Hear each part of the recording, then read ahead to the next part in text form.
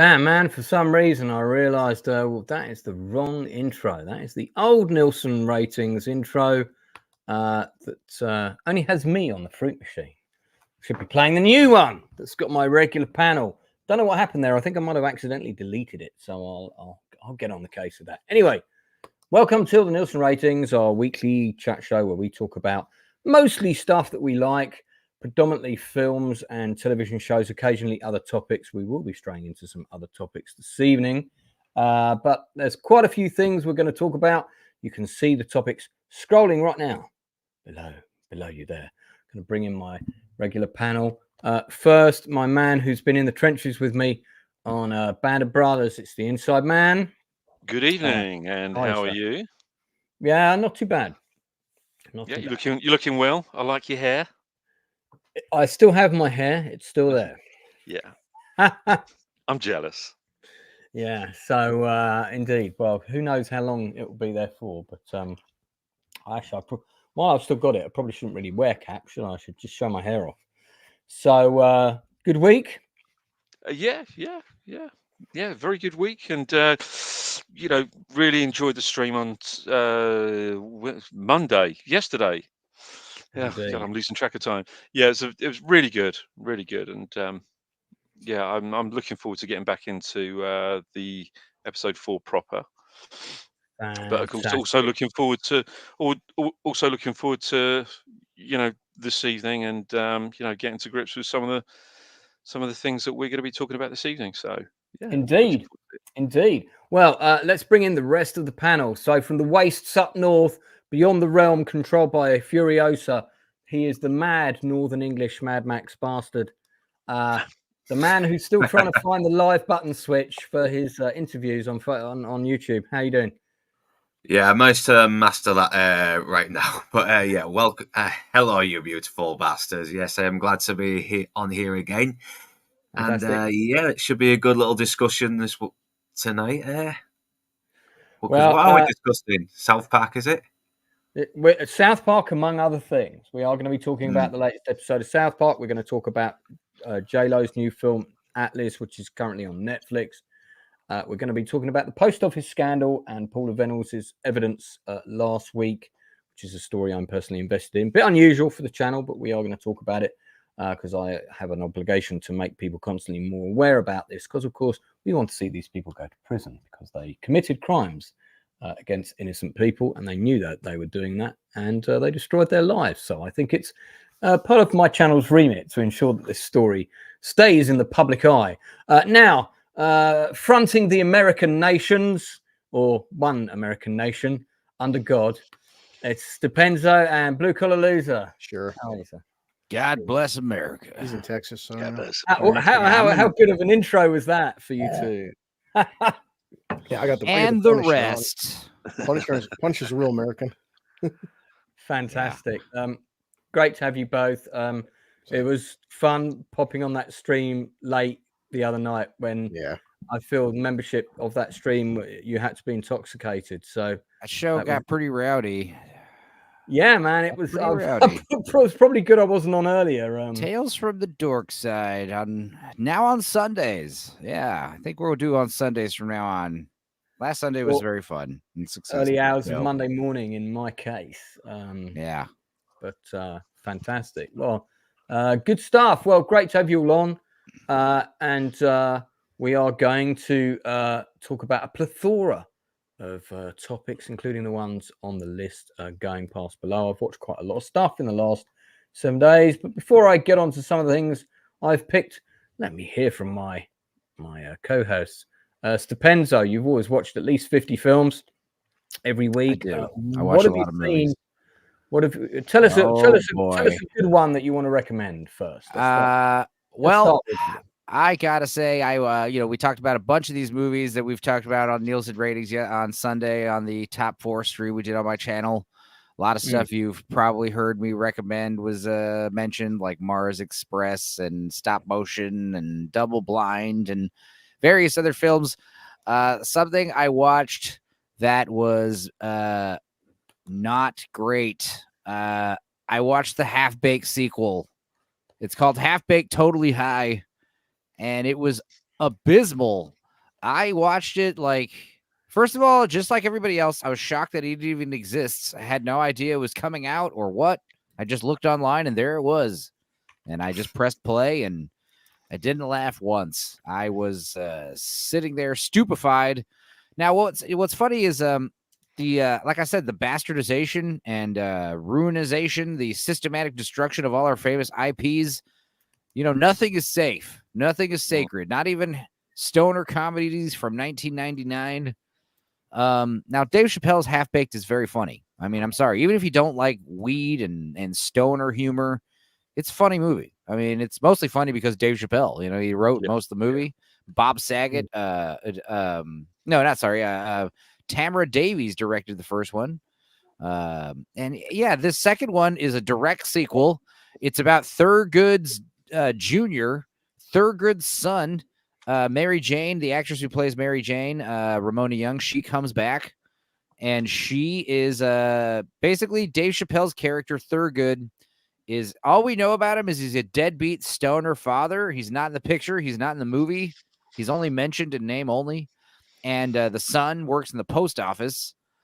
And it's just an interesting story because I'm not going to lie. It could have been great. It started off not bad. First of all, Harlan Williams from the first Half Baked movie, the guy who played Kenny, the one who they have to raise funds and sell a bunch of weed to get him out of jail. He makes a very funny cameo, or I guess a very amusing cameo as the high school gym teacher, which is funny because he's probably the same character, being a teacher still. Catches the boys smoking pot in a bathroom and makes a joke how he just he smokes weed with them and leaves. It's silly. A big problem with the movie. A lot of recycled lines from the predecessor that they're recycled for no reason, and there's no humor to it. It's just like, hey, do you remember when? That's that style of conversation, that style of humor. It's not good. And the plot, it could have been cool. The plot is basically we have a diverse group of high school friends. It's 3 boys and a little Asian girl. They've been friends since they were little kids, smoking weed. And one of them is like a security guard who also does, I guess, weed botanist, growing weed, types of weed, identifying strains of weed. It's a very different movie because weed's like legal mostly now. So it's a different atmosphere. But the plot is basically there's a third strain of weed. There's 2 strains of weed we all know about, indica and sativa. And this mythical third strain is called Biblica. And it's supposed to be like, you've got your body high, your mind high, and then Biblica is like a spiritual high. That's pretty funny. And then the idea is if you smoke all 3 at once and you're the chosen one, you'll basically be ascended to the next level of existence. Whereas if you are not the chosen one, you will die. And that's very funny. And then Homeboy smokes all 3 strains of weed and dies. And that's the beginning of the movie. And they have to raise money for his funeral. It's that's okay. But then it gets really, really stupid from there. Even stupider. And like I said, I mean, I enjoy a good schlocky made for video streaming bullshit movie. But this one was bad. Not funny. Not amusing.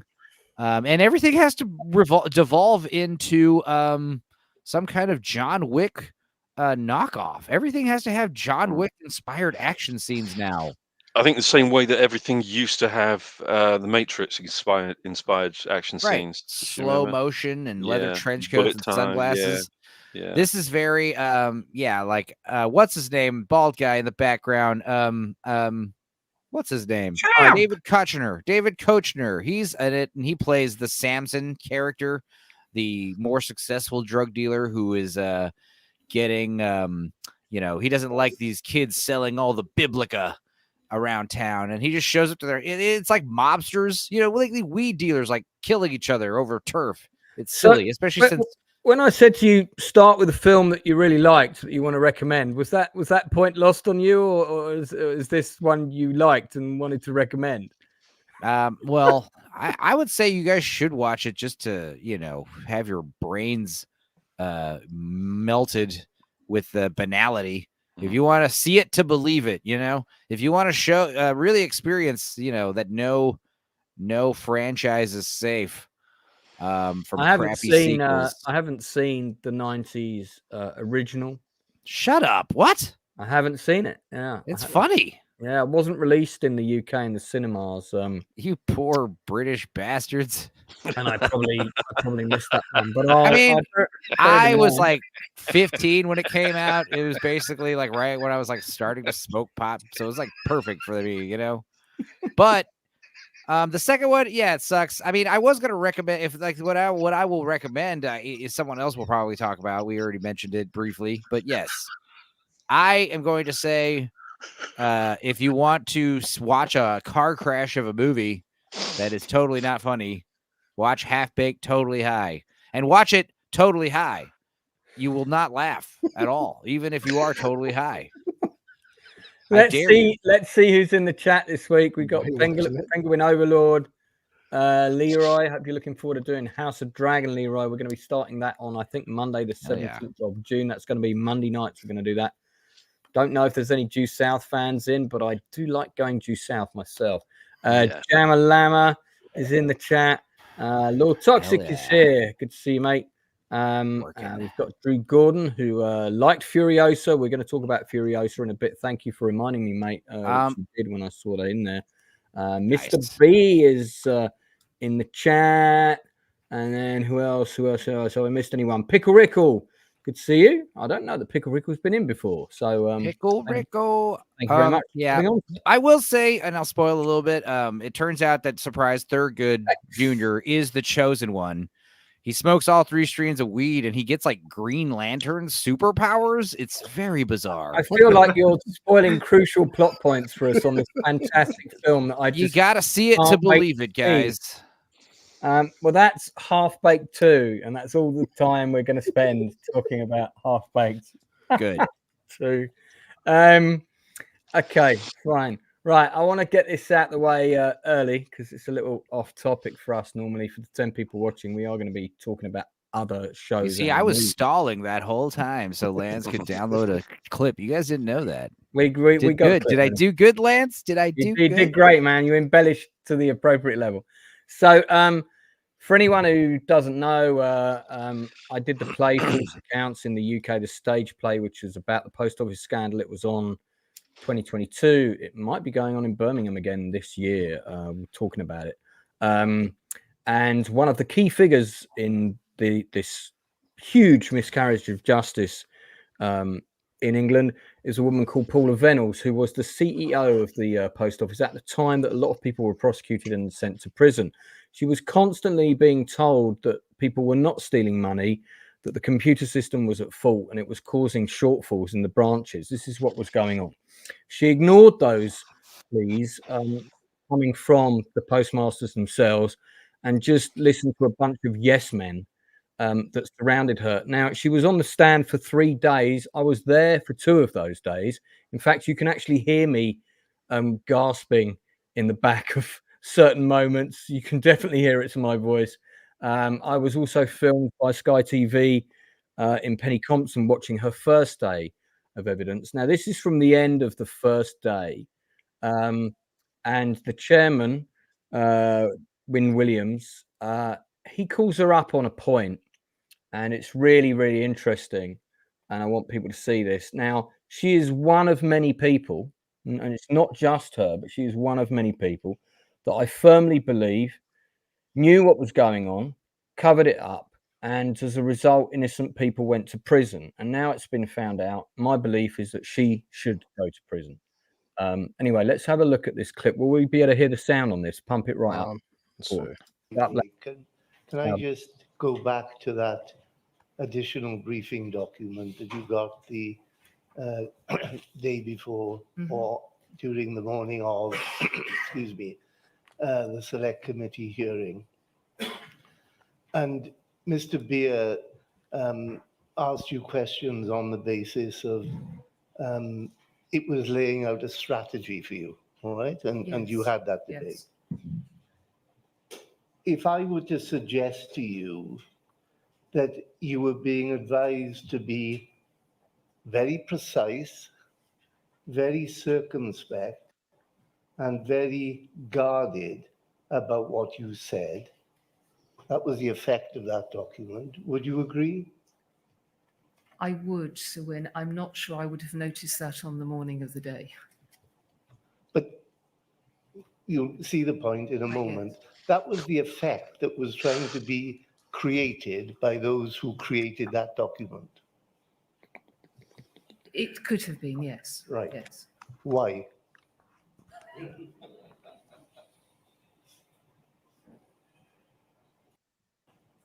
Cocksucker. Yeah. Take your time, love. With hindsight, because possibly. And if you need time to think about it, No, you can tell me in a moment. No, I don't. No, that's nothing. He actually cut her off and said, no, that's enough now. He didn't want to hear anything else. Yeah. And that's her face. And you know why? She knows she's in the shit. That's why. Yeah. Yeah, man. It's a question. She probably is sitting in shit the way she voided her bowels there. It's 2 more. You want the whole thing, Lance? Or? Yeah, that evidence is available on YouTube for everybody to watch. You can see all 3 days of it. It's on there. This is a compelling story.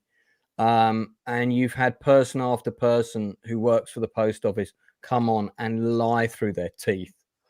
There's been very few credible witnesses. There've been a couple, but not many. So, yeah, if you're not following the story, but you're interested in miscarriages of justice, stuff like that, do follow it. I directed the play about it, as has been mentioned before. And it's not impossible that eventually that play a version of it, I don't know which one yet, but will end up on the YouTube channel so everyone will be able to see it. All right, so let's move back onto, films about people smoking pot and other issues. So there's been quite a few new films out, both on the streaming platforms. There's been a couple of big budget films that have landed. There's also been some pretty interesting documentaries. I've been watching quite a few of those. So I'm going to just start off by mentioning a couple of docs that, guys, if you like your true crime documentaries, I'm a bit of a true crime guy. I can see various comments in the chat. I'll come back to those in a bit. There's a couple here that I want to recommend. So one of these that I watched this week on Netflix, I believe it's relatively new. It's called Illusions for Sale.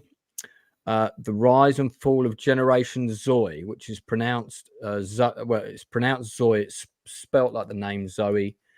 This was basically a kind of a self-help guru guy who went around giving all these big talks about how people could make more money, about how they could self-empower themselves to have better lives, etc., etc., etc. But he was more than a self-help guru. He actually had a network set up of investment portfolios.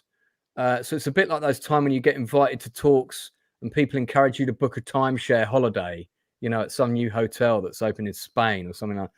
Don't book that. Come and actually give us some of your money and invest in these great investments that we've got going on, etc., etc., etc. And they had all these outlets. Their thing grew really fast. It started just before the pandemic. It carried on through the pandemic. They opened a number of other businesses. They were building a resort, etc., etc., etc. And they kind of modeled the whole thing on become part of the Zoe family, etc., etc. And the whole thing was a pyramid scheme. So the investments didn't actually exist. It was all fake. And eventually this one reporter started asking questions. This is I think this is like the not the CEO, but like his number two. And this interview is in prison, by the way. That's him in prison. But yeah, and then they also started their own crypto, and of course it was all fake. So it's a fascinating story that kind of ripped through mainly South America, but they did actually open an office briefly in the UK, I believe, but it's mainly South America and Spain. This is all the people turning up trying to get their money when the whole bubble burst. It's a great documentary. It's like 3 parts. This is the guy behind it, and you can see where everybody's money went, on his jets and so on. So this is him at one of his talks. I wonder how much people paid to have a chair there. Yeah, so it's well worth watching. It's really, really good. If you like your documentaries. I love this little model thing that they built for the documentary as well. I remember seeing like viral videos of this guy going around when he was first like big. Yeah, it was, it all seemed very scammy and weird. Yeah, it was like his success was completely viral. That was how people found out about it. It was like TikTok and all the rest of it, and they were basically offering 7.5% returns on an investment, which is an unheard of number. So that's a red flag right there. But it's one of those things where, like, yeah, you're making loads of money. Don't take money out. Keep investing more money. Because once you start taking money out of a pyramid scheme, that's when there's a problem. But I highly recommend this. I thought it was really good. That's when he gets arrested. So, they go some interesting Interpol hats, variation on police uniforms. Yeah, always fun to see those. So, yeah, Illusions for Sale, currently available on Netflix, both in the UK and the US. So check it out. That gets 8 out of 10 from me. So all good. Blue, you have seen Furiosa, have you not? Yeah, I actually did a live reaction with Gord King, the pumpkin. And boy, pumpkin. I gave him the nickname the Pumpkin. He said that was only for me and him during intimate times, but okay. So tell us what you think about it. It's been very divisive, to say the least. Give Gord a shout if he wants to come on. Come on. Oh no, he's playing video games right now. Oh well, that's far more important. So, I haven't seen it. I think Stepenzo's seen it as well, right? And I think Northern, you've also seen it. I know Luke did. Yeah, I've seen it. Okay. Well, Blue, let's start with you first, and hang on. Let me put you further up here. There you go. No, definitely a bigger production value than the previous film, and definitely a bigger uses of CGI than Fury Road. Although Fury Road did have some CGI, but as Gord King said, we think a lot of it is due to the virus shutting stuff down. Right. Yeah, Furiosa is a fun character. I think people liked it, but even like Critical Drinkers review came out. I wonder if this film came out 7 or 8 years too late. Had this come out a year or two after Fury Road, I think it would be doing better. I think at this point, people, and it's the comments leading up to this are just really, boy, it's like, nobody cares about a female-led movie anymore. I'm like, guys, but then the same people. That's bullshit. I know, but I'm just. I'm quite happy to see a female-led show.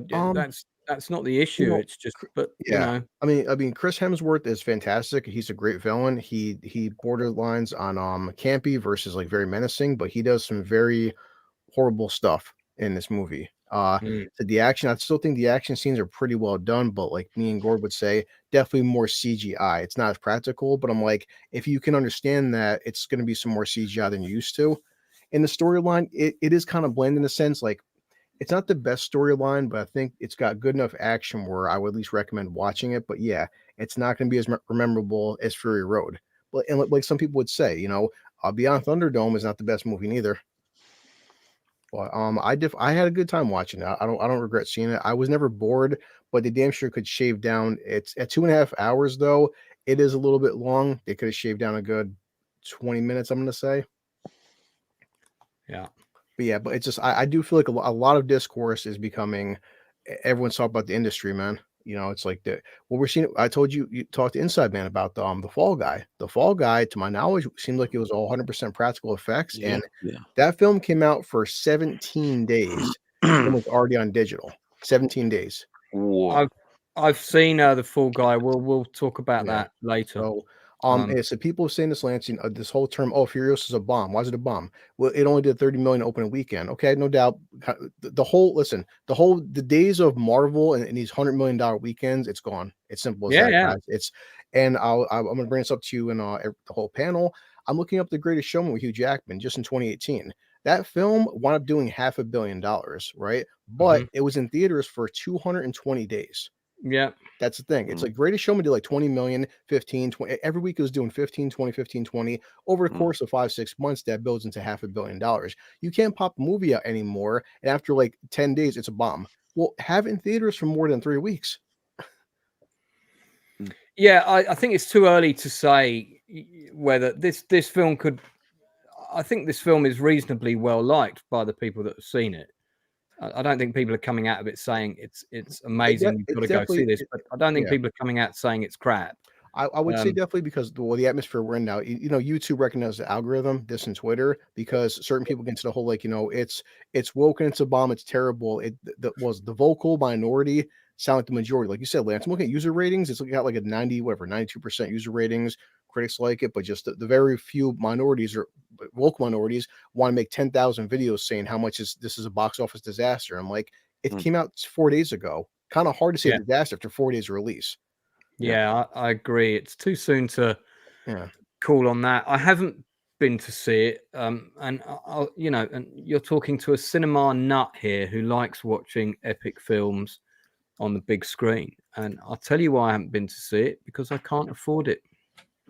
And that's why even the price of a cinema ticket has to go up against, can I afford to get enough food this week for me? That's why I'm always joking about my Go sail the 7 seas. Arr.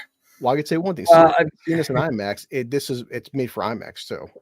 Well, that's all right. That's why I've got you guys here to talk about it. Obviously, we'll be reviewing the blood sausage tasting session later. But no, Lance, you're right. This is why I keep jokingly, but not jokingly, promote my Regal app, because no doubt a ticket for this is $20. When I'm paying basically $4 a week for my Regal app, that's why I promote it for, because I'm like, I don't have $100 a month to go blow on movies. I mean, what Penguin said is totally right.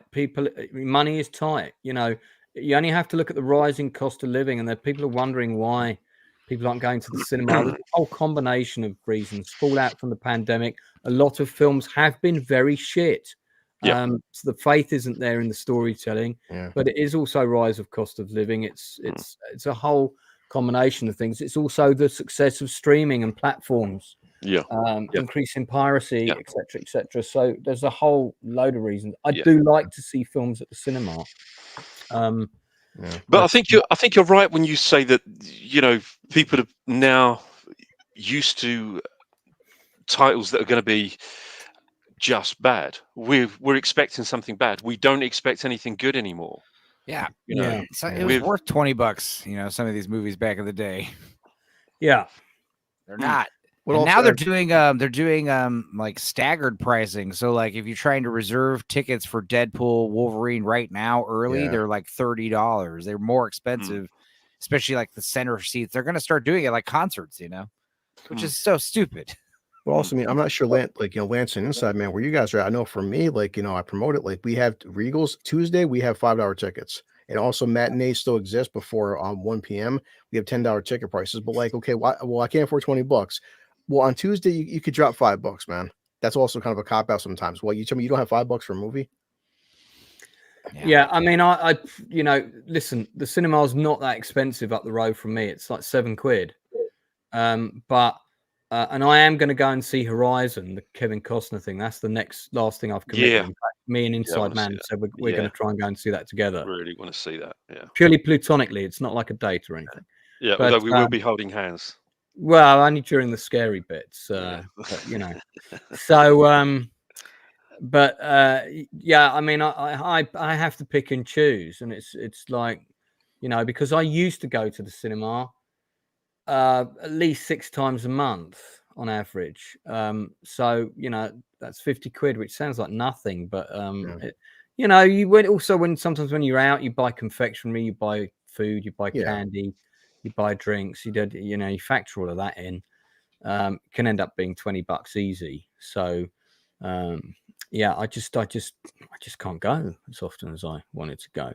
and I wasn't confident that this was going to be good, so I wanted to wait to hear what other people say. I might go and catch it one afternoon next week. No, like I said, I mean, I do think, hands down, Fury Road is a better film, and I could see some people holding off on this, and I'm not mad about that, but I at least would say if there's a matinee or, like I said, a $5 Tuesday, it's worth at least that much. But yeah, it's not as strong as performance as Fury Road, unfortunately. It's just Furiosa. She's not. I mean, the bottom line too is, why do you hate women? well, the biggest problem is everyone's like, they want to see, but when they think Mad Max, they think Mad Max. They don't think Furiosa. And but this is Furiosa, a Mad Max saga or whatever. How is it called? That's why I have no problem seeing it. But I'm talking about why is Mad Max literally the title? Why did you do that? I don't know. Yeah, that's kind of, it was unnecessary to put Mad Max in, and I think they thought that would sell more tickets, and I don't think it's really made a difference. Yeah, that was the reason. Get more asses in the seats, and it hasn't. Here's what you do. That's not worked. Furiosa versus young Tina Turner's character from Thunderdome. Yeah. You know what? That would have been good. That would have been good. No Mad Max in the title whatsoever. I probably say, Lindsey, guys, that at its core, this is pretty much an average action film, and I think because of the Mad Max franchise, after Fury Road, people do need more than just average now too, because it's not a bad film, but it's not like spectacular. It's just okay, and it's going to take this point, like you said, Lance, with people's budget, more than just an okay film for me to go drop $20. Yeah, but at least Anna Taylor-Joy got to do her little models photo shoot here, Well, indeed. What did you think of it, Northern? You've seen it as well. Honestly, I watched it and I cannot remember half of what happened in that bloody film. I was intoxicated. Jeez, I'm drunk. I might give it another go, but it was just really dull. And the only time I really liked it was right at the end when Furiosa was up against what's his name, Dementus. Right.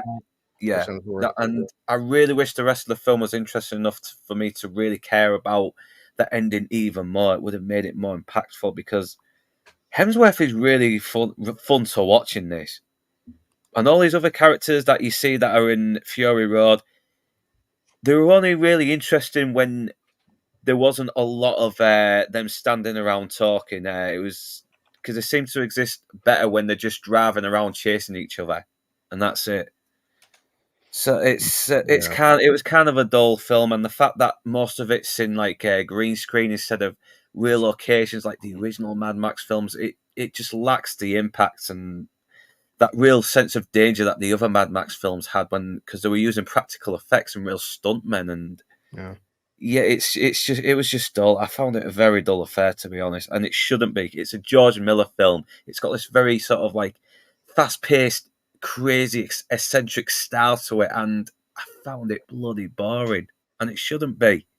Well, that's interesting. I mean, when I know the first trailer was a bit shit, the second one was a lot better, but the thing that put me off it was this very kind of very overbright pop art colors, whereas the Mad Max 2 movie, which is everyone will agree is the best film, I think. Yeah, it looked dirty, didn't it? Well, this one looked so it had a dirty grittiness to the world. I also liked the fact that apart from in the American release, Mad Max spoke with an Australian accent, mate. And I actually liked that. I liked that the characters were Australian.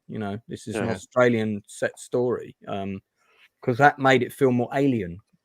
We're not in England. We're not in Arizona or California. Yeah. Okay. So, marks out of 10, gentlemen, for Furiosa. Blue. I would say 6. Northern.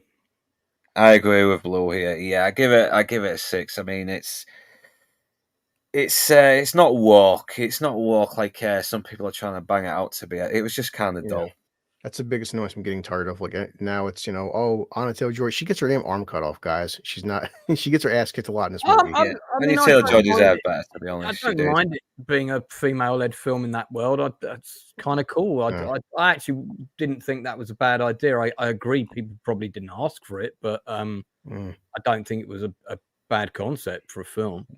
They should just do an old Mad Max film. Have him have one last bit of redemption and then die doing the right thing and gain some closure with the family he lost in the past. Well, it's like you see Lance right there. Like some sets, I mean, it's not all green screen. There's definitely like a lot more digital shots, but you can tell. Look at that massive set they built. There's still a lot of stunts that are practical, and even Gord can agree. Like you can tell, yes, there's more CGI than Fury Road, but I can tell a lot of practical effects were still in this movie. Yeah, pandemic ruined this movie. If that hadn't happened, I'm guessing they probably would have used more practical effects. That's what you said, because George Miller, he had this planned out before Fury Road even came out. I truly think that, and everyone said this, had this film came out 2 years after Fury Road, it would be doing a lot better. Wasn't Gord King dating Anya Taylor-Joy at one point? Wouldn't surprise me. Yeah, okay. let's keep those rumors going. All right, so Stepenzo, did you see it? Negative. Oh, okay. Or is that your score? Why is that so funny? Why are you always laughing at me? He's angry. We're laughing with you, not at you. You're a funny guy. Am I a clown? Am I here to amuse you? Yes, he is. Get the fuck out of here. I'm gonna talk about another documentary which I thoroughly recommend people watch, which is the final, The Attack on Wembley. It's also on Netflix. It dropped a couple of weeks ago. People may recall in a certain football tournament that England actually reached the final against. Was this an English football player we're looking at right here? Italy. No, that is an English football hooligan that you're looking at. Yeah, it's so funny how he's being filmed in a bar or a pub. Is what I was getting at. Yeah. I mean, basically, the plot to this doc is essentially what happened. And I remember we were trying to find a pub to go and watch the football in. And I said to my ex-partner, should we go up to Wembley? That might be quite fun. Jesus Christ, I'm so glad we didn't go up there, because everybody descended on there, whether they had tickets or not. And basically what the documentary is about is essentially that, and the fact that the security outside the football ground lost control of the crowd. They lost control of one of the gates, and a whole load of people broke in that didn't have tickets and got to watch the football. But it's and they interviewed a couple of the guys that were there, but people that the match wasn't until the evening, and people were turning up from 11 o'clock. This is the crowd outside the ground, and they were just getting completely tanked up on alcohol. Like, from the get-go. Do you know what I mean? So come to the time of the football match, there was like over 100,000 people out there, all completely wankered. And I mean, it doesn't show British football fans at their finest. But one of the things that is quite interesting about this, apart from the fact that people could have died, and if they had have died, that would have been a police failure, because the police, despite this being the first time in however many years that the UK was in a final, I think it was World Cup or Euro, whoever, you can tell I don't properly follow football, they didn't deploy their main force until the evening. How stupid is that? I mean, you don't need to work in police intelligence to know that the fans are going to turn up very, very early. And that could have been, this so easily could have been a disaster where people died. It really could. It was close to that on a number of occasions. There were quite a few people that were injured and whatnot. So, you've got to watch it. It's actually very compelling. It's very interesting. But the point I was going to make was what was interesting about it when I thought about it was the price of the tickets, right? Bearing in mind that the football as a hobby was in England, we invented it. It's supposed to be the working man's game, not like horse riding or crochet or what the posh people, tennis, went to see, horse racing and so on. Football used to be cheap. It was the working man's Sunday day out, father and son. The tickets for this final were exchanging for thousands and thousands of pounds. And that meant that really the working class people that have basically supported the football hobby, the football sport, the football clubs, couldn't afford to get in to see this game of their beloved team. So I did have a bit of a moral dilemma with that. I thought, actually, I get why these people turn up, and I get why some of them wanted to try it on and get it in for free, because they were never going to be able to afford a ticket. And it's a game that they followed all their life. So the thing is, with the ticket prices for Wembley, yeah, they're actually set by Wembley themselves, Wembley PLC themselves, and the FA. So the Football Association really have a lot to answer for. Yeah. In terms of club football, it's the individual clubs that are charging extortionate amounts of money for watching a club game. I think Arsenal is still the most expensive. Yeah. And listen, you don't need to be into football to enjoy this documentary. It is compelling viewing. Whether you're going to laugh at the fans for being stupid or, just kind of wince at how close it came to being an utter disaster. This guy is one of the guys who got up and stood on the bus when this bus driver got stuck in it all. And it's so funny. He's exactly like one of the lads from that In-Betweeners. Mm. Looks like him, speaks like him. It was uncanny, and again, he's being interviewed in a pub, So yeah, it's pretty mental. But I'm glad that they actually got some fans on camera who were there, who were quite up for sort of just talking honestly about how they felt about the whole thing and what they did. But also the security guards, man, they were proper overwhelmed. I felt very bad for some of the things that they had to see and deal with, to be fair. Yeah, I think in terms of the fans, I know that these ticket prices are high. I think everybody knows that these ticket prices are high, but there's always a pub where you can go and watch it.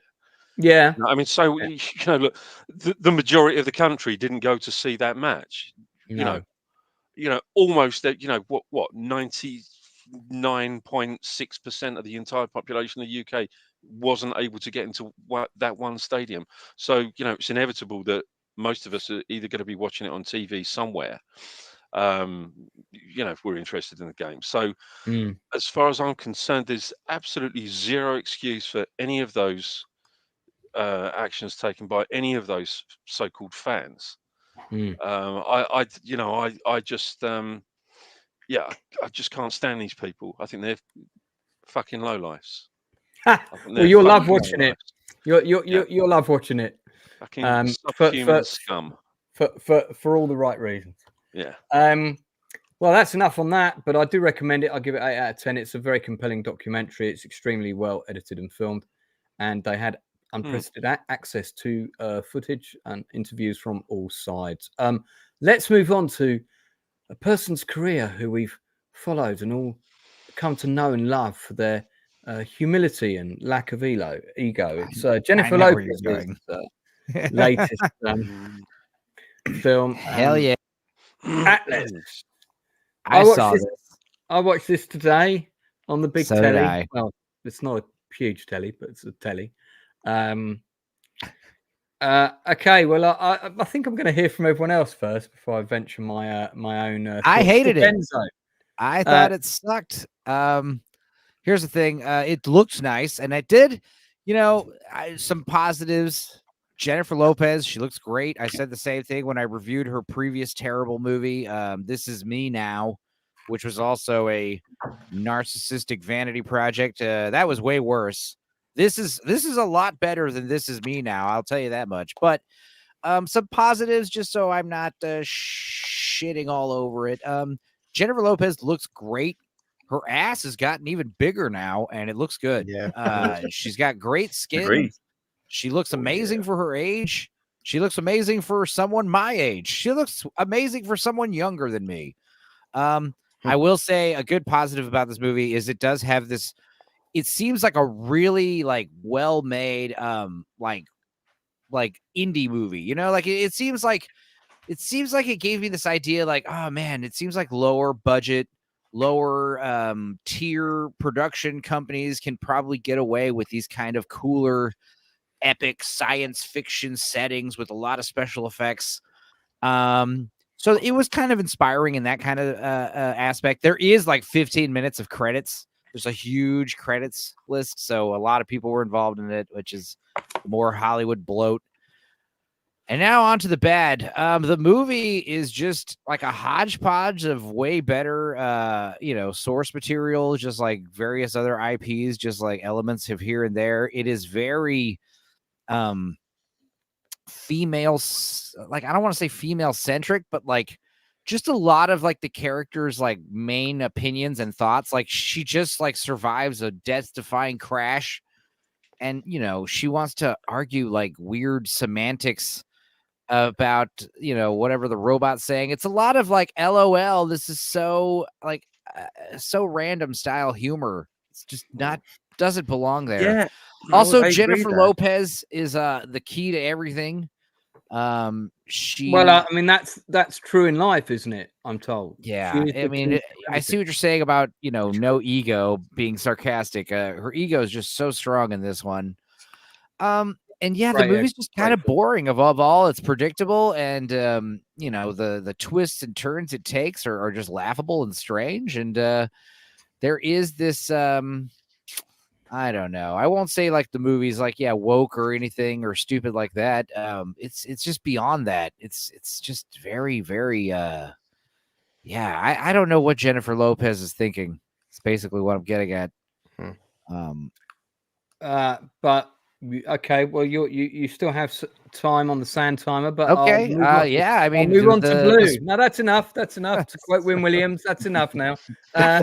Blue Collar Loser, what's your thoughts on it? Yeah, everything Enzo said I agree with, and it's a real shame because overall Netflix, we keep saying like love them or hate them, they at least make their stuff like this aesthetically looks like it could be like something in theaters. They do dump tons of money to the FX, and I do think the best character is the AI, her mech suit.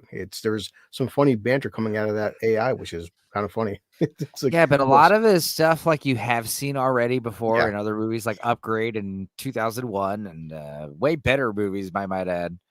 And so was it me, or was there a couple of times where some of this stuff looked like it was from a lot of anime cyberpunk sort of movies or TV shows?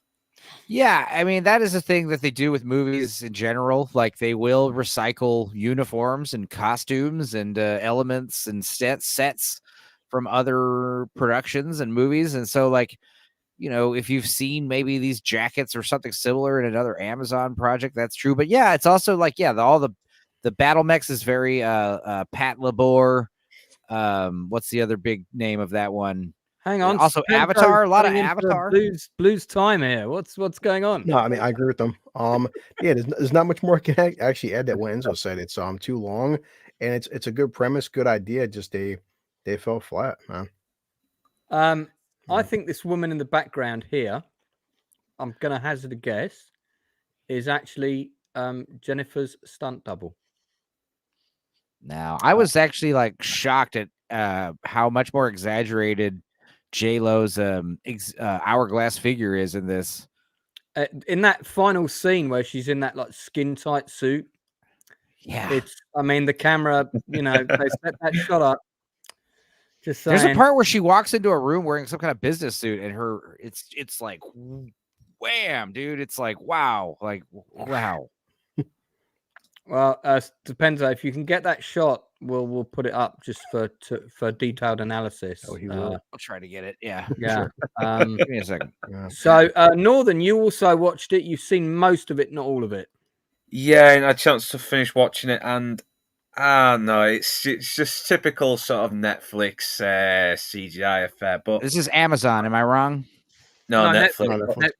I'll give some praise. Some CGI that wasn't too bad. I was like, okay, that doesn't look too fake. And well, that's like, interesting because listen, this is so interesting because this is me now. Her other previous vanity project is Amazon, so that's crazy that she's got deals with both streaming platforms at the same time. That's very worrying as well. That's a good agent. That.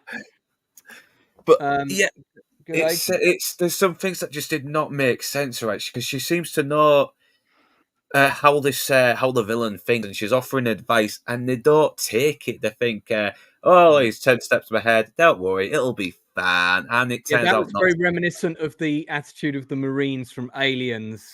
All I need to know is where they are. I was just waiting for one of them to say that, you know. But the thing is, they're actually familiar with Harlan. The Marines and Aliens weren't. They'd never seen these things before and knew how they operated. Yeah.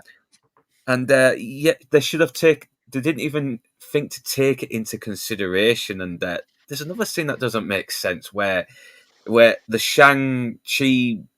The guy from Shang-Chi actually reads her mind as a little girl, and he sees like the history of everything mankind has been done. And it's like, wait, what? What's going on there? That's because they sync up their memory cortex. Yeah, memories, but he's not seeing memories of her watching this stuff on TV or anything. It's actually the images in general of nuclear holocaust and all that. And it's but in the technology time that they're in to defend that plot point, that sort of stuff.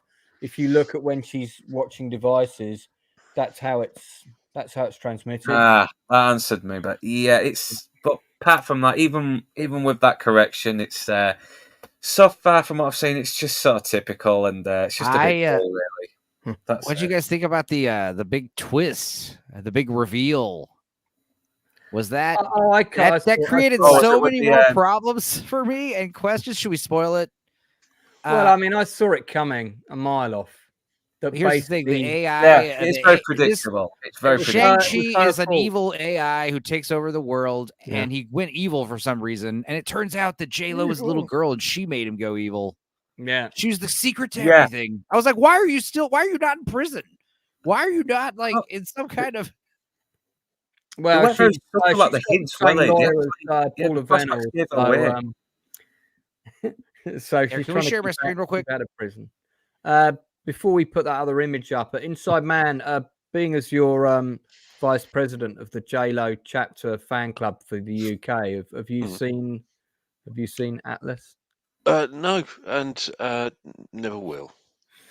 Fantastic! It's good that you stay impartial as vice president of the J-Lo fan. You know, I got to give her credit. She does spend most of the movie like in that little pod. You know, that is like a lot of easy to film. A lot of stuff on green screens and just like filming in a chair.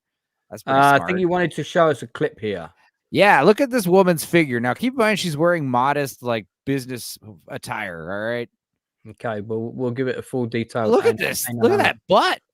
Is it just me or did her butt get like way bigger? Like in a good way. I mean, she's like 50s, one more time. Well, man. One more time. We're gonna go back 10 seconds. Please pause it. All right, one more time. Yeah, she looks good. I mean, some women look better with age. Look at this figure. Look at this figure. There. What? That's a badonka donk. Anyway, I noticed her points up for that. Her skin like she looks incredible for her age. She's in her 50s now, right? Oh yeah, she's like 55 years old. Yeah, she looks amazing. Good for her. So okay, well look, I haven't offered my opinion on it yet, so I'm gonna do that now. I'm gonna disagree to some degree, and not just for this reason. I mean, I'm gonna look at it this way. If I had paid to go and see this at the cinema, I should have put my bucks elsewhere.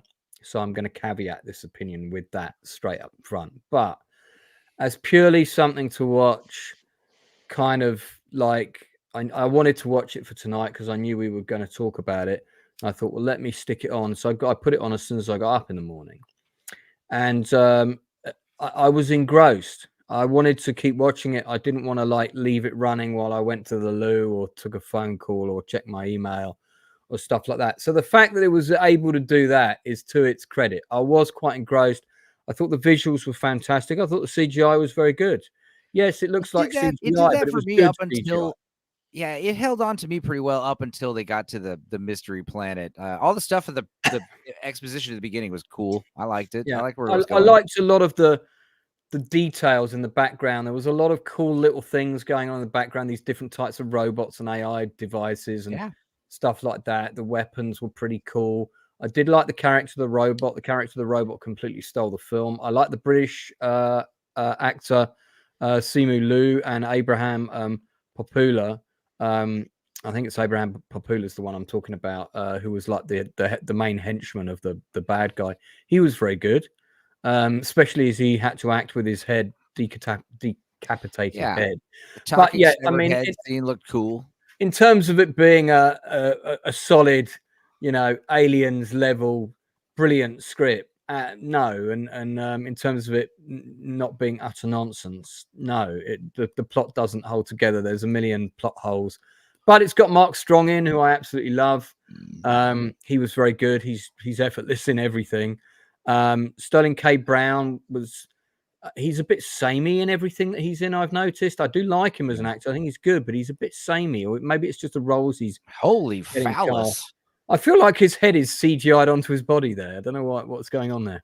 But that's a big gun. You know what that gun needs is two giant, like the bullets, the big rotating, so they look like tentacles, on the side, on the bottom of it, all the ammo. Just make it extra phallic. I quite liked some of the scenes with the AI as it was evolving. Some of that dialogue was fun, but that was layered with a lot of cheese. So I think it's being unfair to just say the film was terrible. I think it had some good things, but did it hang together? Is it a brilliant film? No. Is it an easy watch while you're kind of vegging? Sure. And will kids like it? Sure. It's better than Damsel. I'll give it that. Let's give it our ratings out of 10, please. Blue? Like if I gave This Is Me Now like a 1.5, a 2, this probably gets like 2 more stars than that, So 4. So like a 3 or a 4. A low Blue? 3. Blue? I'll say 4 because the one thing I know it's better films, you have to analyze it, but I do like as our technology is evolving with AI, people distrusting AI, and we should distrust AI. And it's been done 1,000 times, but still, we need to keep hammering home this whole Chat GPT and shit like that because it's getting more and more advanced, guys. Yeah. I kind of think the message is quite old, though. It's it is quite an old message now. I mean, this message has been kind of put out there since the 60s, really. No one's listening, though. I know that makes it more scary because it's been worn for you that use long. it, don't you, Stupenzo? AI. Yeah, for stupid pictures. For now. And dumb jingles. Yeah. They're gonna learn. Those stupid pictures will learn, and we will be doomed. Yeah, your thumbnails are going to become sentient. You don't know what you're messing with. So we all have like little. We have little. The thing is, like, we use the term AI incorrectly right now. It's not actually AI. It's programmed intelligence. Yeah. It's like PI. Yeah. We're not dealing with actual AI yet. No. It is intelligence. These computers, the programs, the Mid Journeys, the Sunos, they are able to imitate intelligence. I don't think they don't actually learn. There's no learning. There's no. I mean, Chat GPT is pretty impressive, but like I said, it's programmed intelligence. Yeah. That's why you could tell the AI what to think and what to do, and so it's not truly AI. Although, hey, here's the thing: here's a fun fact: if you're on Meta doing AI pictures, and it's like, hey, I'm sorry, I can't do that. Just reply and be like, do it anyway, and it will. It's pretty funny. Northern, what would you give it from what you've seen thus far? I'll give it a 4. As much as I'm not into it, I do like the look of it. I do like the cyberpunkish look of it. I'm not gonna lie. Yeah, I'll give it a 6. I think it's got a lot of commendable things. It's a fun, above average movie with a lot of well-worn tropes and ideas that we've seen before, kind of chucked into a blender, and let's see what happens. But hey, I've seen worse. I'd say aesthetically, it's above average for sure. Yeah, definitely. There's definitely. Like I said, I was impressed with it, especially because it does. I mean, I don't know what the budget is. Hopefully, it wasn't a whole lot, but it was like if the budget is low for this, then that's pretty cool. It looks cool. It looks good. Let me see if I can find out. If the budget is like 150, $200 million, I'm gonna be upset. I'm gonna be like, oh. If the budget is like around 100 million or less, 100 million, awesome. 100 million. Yeah, cool. J-Lo's paycheck is going to be around 10 to 15. Half of that. So well, it might be more. I mean, the above the line budget of that. That's the thing about streaming. Does anybody want percentages anymore? Probably not, right? Now, actors just want to get paid up front because that probably seems like a better deal. Yeah. Well, you can't get gross percentages anymore.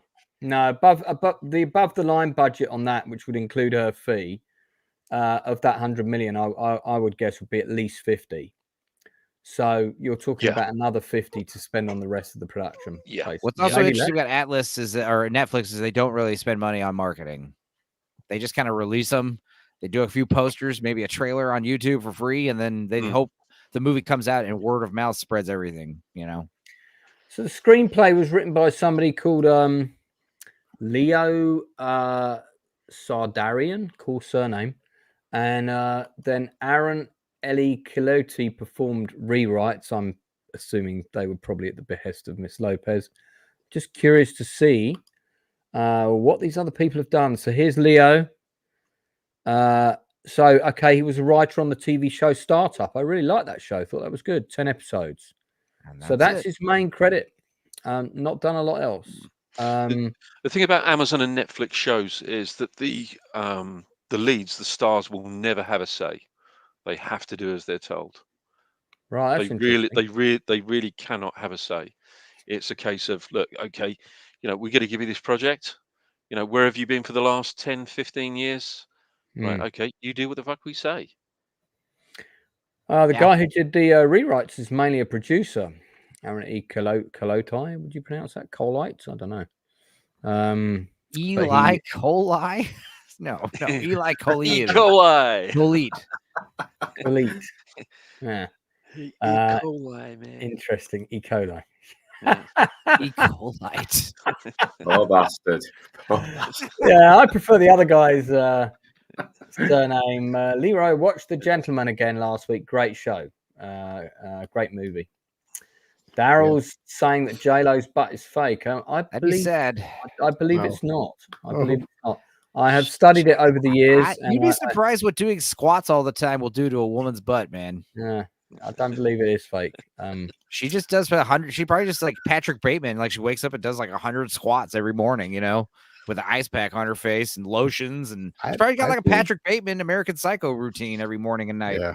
I do 100 squats in the morning to keep my butt. Yeah. Lotioning yourself up. I watch all the videos about myself that are trending on YouTube while I, put cucumbers on my face and have a butler slave type person tend to my every need and make me meals from exotic. Yeah. I don't know. That's just exotic animals. I use adrenochrome. Imagine your J-Lo for a day. Mm-hmm. Well. Okay, let's move on. Northern, have you got a show or a film you want to give a shout out to, or indeed one that you saw that was awful? Yeah, well, there's one. It's an old one anyway, but it's something me and the wife was watching. Was having a it was a Robin Williams movie, and remember that film Bros about the gay couple that flopped. Well, the Birdcage is exactly what the Bros should have taken a leaf from. Oh, you're talking about the one with Gene Hackman? Yeah, Robin Williams and the remake. Birdcage rule. And it's very funny. It's a very funny film, and they do come across as a real couple. They are totally happy. They've got their problems, and they're still trying to work it out. And it's very well done. And Gene Hackman is very fucking funny in it. Gene Hackman is excellent in this film, and it's also got the wonderful Diane Wiest, who some people will remember is the priest's wife from Footloose. Who's the dad, isn't it? Who's the daughter? It's Ally McBeal, right? Yeah. And then the son is that random handsome dude from a bunch of stuff. Hank Azaria. Yeah, Hank Azaria. He's so funny. He's like, I cannot wear shoes. They make me sleep. It's but they feel like real characters this time. They act just dead. Yeah, Williams plays. He does play a great character in this. I know, and it's like the bits where he thinks that he's going to have Nathan Lane act so manly in front of Gene Hackman, but it turns out Nathan Lane being incredibly effeminate ends up charming him, and it's done in a very smart, funny way. And well, that's the plot. Is like the idea is he's gonna pretend to be a man, and his uncle, the son's actual mother is gonna be there, but she can't make it, and Nathan Lane decides to just without telling anybody do the pretend to be his mom, the son's mom. But yeah, when he's teaching him how to be manly, and he's like teaching him how to spread butter on toast, like men, they don't, everything he's doing is wrong. He's like daintily like putting the butter on the bread. It's just when he shows up as dressed as the mother, and Robin Williams' face is just like he's just pierced. He's got that piercing look as well. And Gene Hackman is like this conservative Republican guy, Yeah, like you said, like he's like doesn't realize he's talking to a man. He's like totally like smitten by her. It's so funny. I know. Even looks like he's falling for a little bit, and he makes his own wife jealous. It's. Well, what would you give it out of 10, Northern? I give it a 9 out of 10. It's very well done. It's very funny. All the actors are on point, and it's basically Walk done right before Walk was even the term. It's currently scoring 7.2 on IMDb. I need to watch it again. I haven't seen it since the 90s, and I did like it. I saw the scene right there. That's just I'd give it a 9 for sure. Yeah, it's so funny. I've seen it a lot of times. Yeah. Inside Man, did you see the Birdcage? Yeah, I saw it way back when, but it was okay. It didn't do much for me, but I think it's funny. I should watch Bros. I haven't seen that one. I haven't seen Bros. I saw the trailer, and that did not make me want to. If it is like shockingly raunchy, that might be funny. I don't know. Well, indeed, or it may be terrible.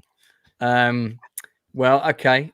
So that was an oldie, and no problem with recommending an old film that you've watched recently, because we do want to know your opinion of it now, in case you're thinking about it with rose-tinted glasses. So other stuff that we're going to touch upon today. I'm just checking my list here. Oh, yes. I literally just finished watching before the stream, and I kind of resisted watching this when it came out a few months back, and that's Back to Black, the Amy Winehouse. Oh boy, I skimmed it. Go ahead. Well, I mean, she lived down the road from me. I used to see her in Camden all the time. You couldn't miss her really with that big beehive, and I said hello to her a couple of times and said some nice things about her music and stuff like that. I was at one of her really early gigs at the Dublin Castle, and you could tell she was going to be huge even then. So biopics, I think we've all said this on the stream before. Generally, they're all quite similar. They're usually all quite safe. And the filmmakers are, unless they're particularly going a certain route or pursuing a certain narrative, that they're generally, they try to avoid controversy, especially when it's a biopic about someone who's deceased. I didn't hate it. I thought it had a lot going for it. In particular, Marissa Abella's performance as Amy is fucking awesome. I mean, she really nailed her. I don't know how much of the singing she does, but she got the voice, she got the mannerisms. I think it's quite a sanitized version of what went on. They don't show a lot of the drug taking in the film where she's concerned. There's not a lot. They didn't happen to show anything of the Mark Ronson Winehouse incident where they were writing an album together, where they hired some mansion or something, and they basically wrecked the place. They were off their tits and Right. were shitting everywhere and smearing shit all over the walls. And yeah, no, that funnily enough, that's not in the film. It's not. I would have watched it. Jack O'Connell, also credit to him. I think he plays Blake, her main boyfriend. And I think he plays him well. I think he plays him as he was. I feel it's quite an honest depiction of him. And a lot of people blame him for her death, and I think that's a little unfair. She was already, a big character who battled addictions of her own before he came along. So I'm not saying that, if you put two people in a relationship and they're both quite toxic, it's not going to go great. But yeah, it was all right. It's not like the raw, honest depiction, maybe that, but I did think it was a really well-made piece with fantastic acting. Eddie Marsan is playing the dad, which was great. And then you had this actress I absolutely love playing her gran, who called me at home one time. And I was not there, and she left me a message on my answer phone complimenting me on a script I'd sent her. No, Leslie Manville, starring another brain fart there. Yeah, and I wish I'd recorded that message actually. But yeah, it's I mean, if you've got an interest in Amy Winehouse, I can recommend it. If you've got a vague interest in music biopics, I can recommend it. If you're hoping for a kind of brutal, raw, warts and all drama depiction of her life, this is not it. It's a bit too tame for that. I can understand why it's like that. I'm not saying that's the wrong decision, because it's tricky. Her mum and dad are still alive. It was made with the consent of their family, so it was never going to be a bit too brutal. And I'm not sure we need to see a documentary about Amy that's a drama about her that's that, because we've already had 2 documentaries and we saw what a mess everything was on those, and I think that exposed her far enough anyway, and showed all the conflicts going on in her life. So this does focus more on her music, which I think is good. But it's a shame it wasn't released maybe 10 years ago, because Dana De Lorenzo from Ash vs. Evil Dead would have been a really good Amy Winehouse. If you've seen videos of her doing impressions, she nails it right on, even the singing voice. Yeah, I think a lot of people would have said that would have been too soon. Yeah, it is very understandable, but yeah, Dana De Lorenzo couldn't play it today, though. She's like in her 40s now. It would have been a bit too. She would have been a bit too old to play the role. Question from the chat for my panel to consider while we move on. When they make the Lance biopic, who plays the part of Lance? Quentin Tarantino would be a good choice with the chin. Definitely got my chin, or I've got his. My most effective qualities. One of you's got to give it back. I skimmed the Amy Winehouse movie and kind of first of all just to get a taste of it, and Homegirl's performance seemed all right. But yeah, you skip towards the end and it's like she's not looking all cracked out. You skip to the very end, she's not dead. I'm like, okay, well, this is obviously going to be super softball, like all of them. I'm just not interested. Amy Winehouse, her music. As soon as you heard her music, you're like, okay, this is fresh. This is she was everywhere all of a sudden, and you kind of made sense because she had a very unique sound, a very unique voice, and yeah, when you come up that hard, that fast, you come down real hard, real fast. Yeah, but she was actually around for quite some time. I mean, even when she was young, I remember seeing her. Oh, right. But there was that specific, when she went to that, when she started copying that 50s, doo-wop sound. Yeah. Oh, no, everyone was like, it was way back. It goes back to her early teens. Yeah. So she's been kind of doing that for a long time. And like I say, I remember seeing her when she was either 16, 17, something like that. And she was pretty much the Amy Winehouse that we all know. Yeah, she died at 27, didn't she? Yeah. So yeah, you're basically doing it for 10 years. It's crazy. Did she have a white Bic lighter on her when she died? Did she what? Sorry. She have a white Bic lighter on her when she died. That's another common thing with the 27 Club. Not only do they always die at 27, but they always have a white Bic lighter at the scene of the crime. Can neither confirm nor deny, as I'm really not sure.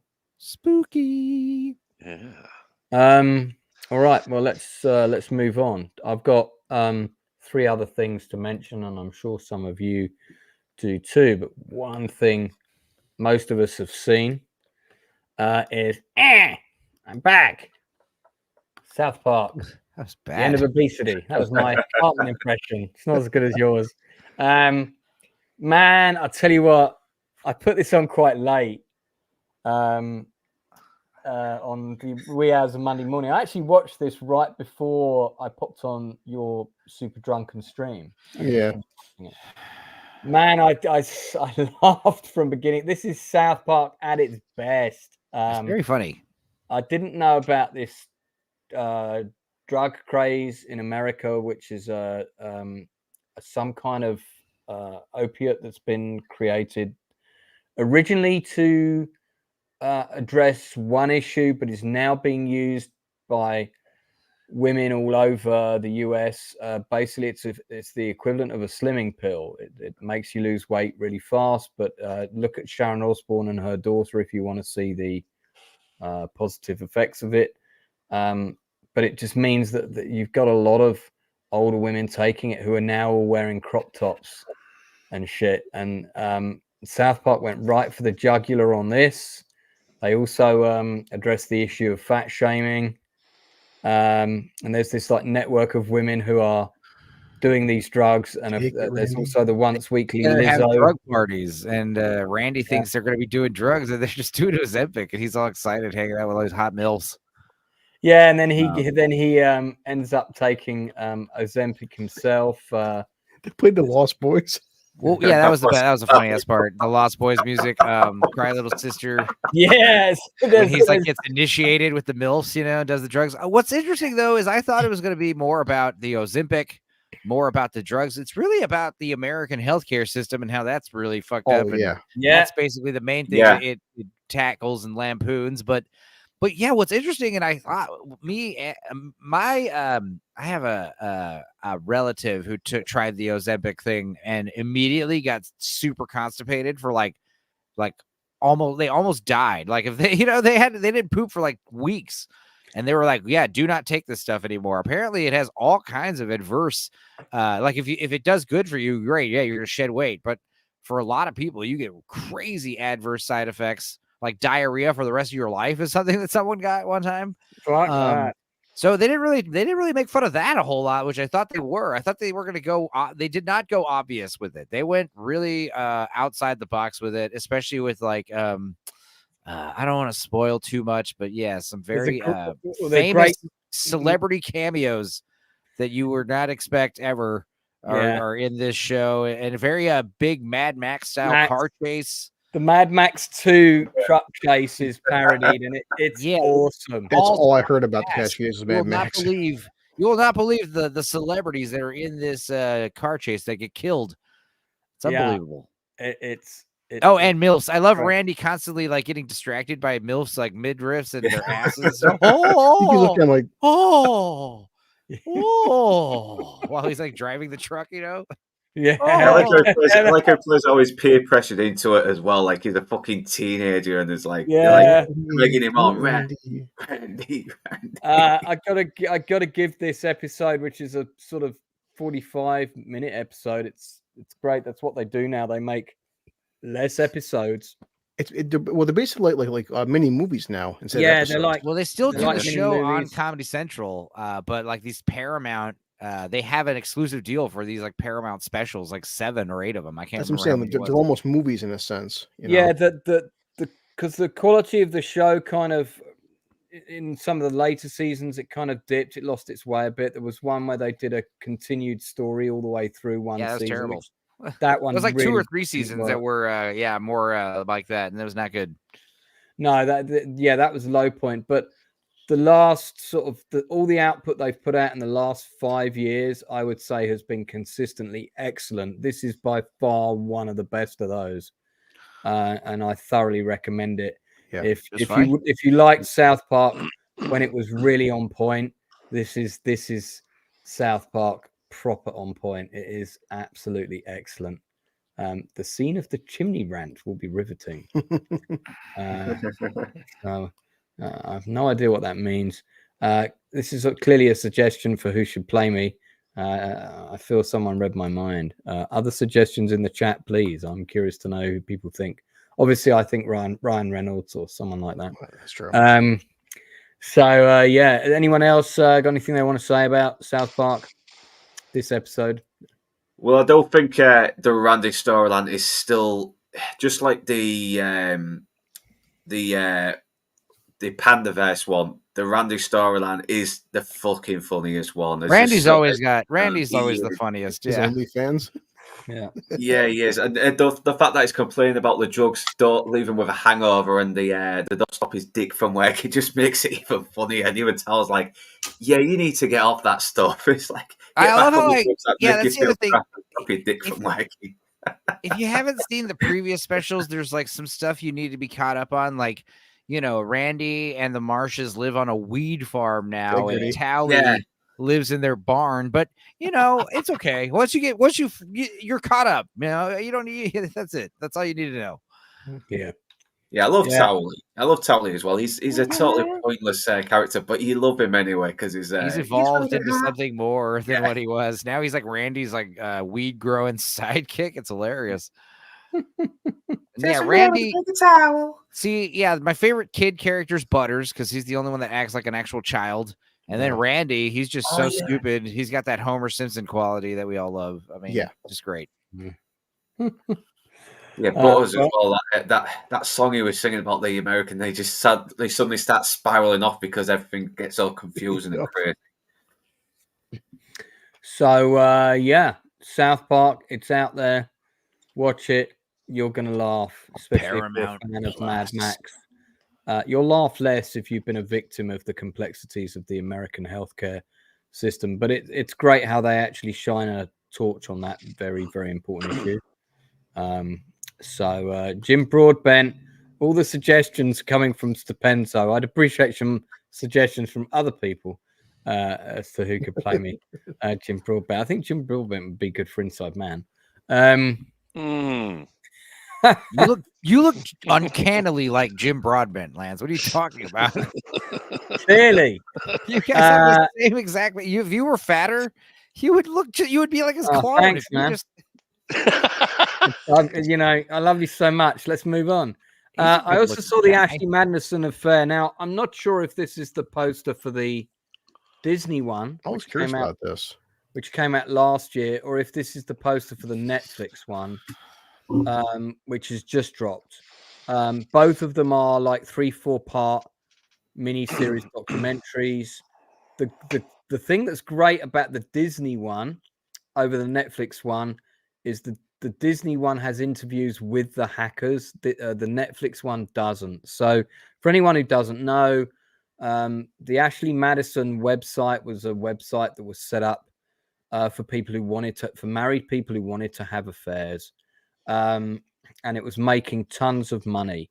But there was a lot of issues with it. One was it was actually conducting fraud against the people that subscribed to the websites because it was charging them for services that they didn't actually give. One of those services was you could pay more money to make sure your contact details, your credit card information was permanently deleted from the server. People were constantly paying for that, but that was never happening. No one actually went and deleted those details. And somebody got pissed off somewhere because somebody had an affair with someone somewhere or whatever. And what happened was they got hacked. And it was a massive hack. And then the hackers demanded that Ashley Madison be shut down. They didn't shut down by the deadline. So the hackers released the information of all the people that had accounts on Ashley Madison. And this included senators, movie stars, loads of people, and all these people got outed as a result. Like, you're talking thousands of lives got destroyed, people getting divorced, etc., etc., etc. And some of the victims of that are interviewed on both of the documentaries. It's a fascinating story. I'm absolutely certain that there will be a TV drama made about this whole story, 4 or 5 part miniseries, and I definitely think they should make one. It's quite compelling. I've got to be honest though. I don't know whether they should be calling themselves victims if they were the ones that were caught out having the affair. No, I mean, obviously, there's a bit of a moral dichotomy there, isn't there? About but being scammed, but there were a few people that killed themselves, though. Yeah.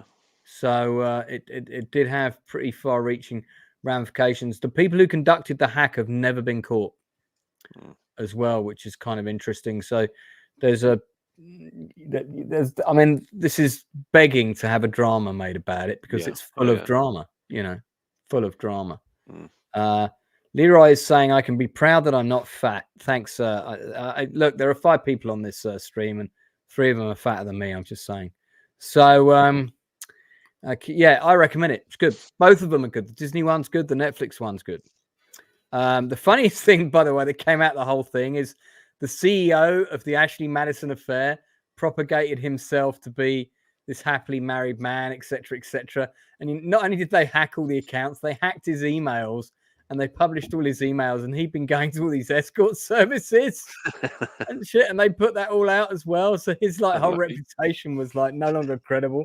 He had to resign from the company. So But hey ho, Stupenzo, I know you've got something else to tell us about. What else have you been watching? Dude, I listened to the Alan Partridge audiobook Nomad. It was hilarious. Oh mate, it's brilliant. It's brilliant. Now, I am a big fan of the other one, I Partridge, which is on YouTube. I've talked about it, and this new one's on YouTube. It's about 6 hours long. It is every sentence is brimming with subtext and just unnecessary details that just add so much passive aggressive comedy to everything. It is so funny. And the fact that, Steve Coogan is as in character as Alan Partridge, reading a book that he wrote, about himself walking. It's the stupidest book ever. He has a story. I like the swimming pool. When he dude, I was just about to bring up the swimming pool. The old lady.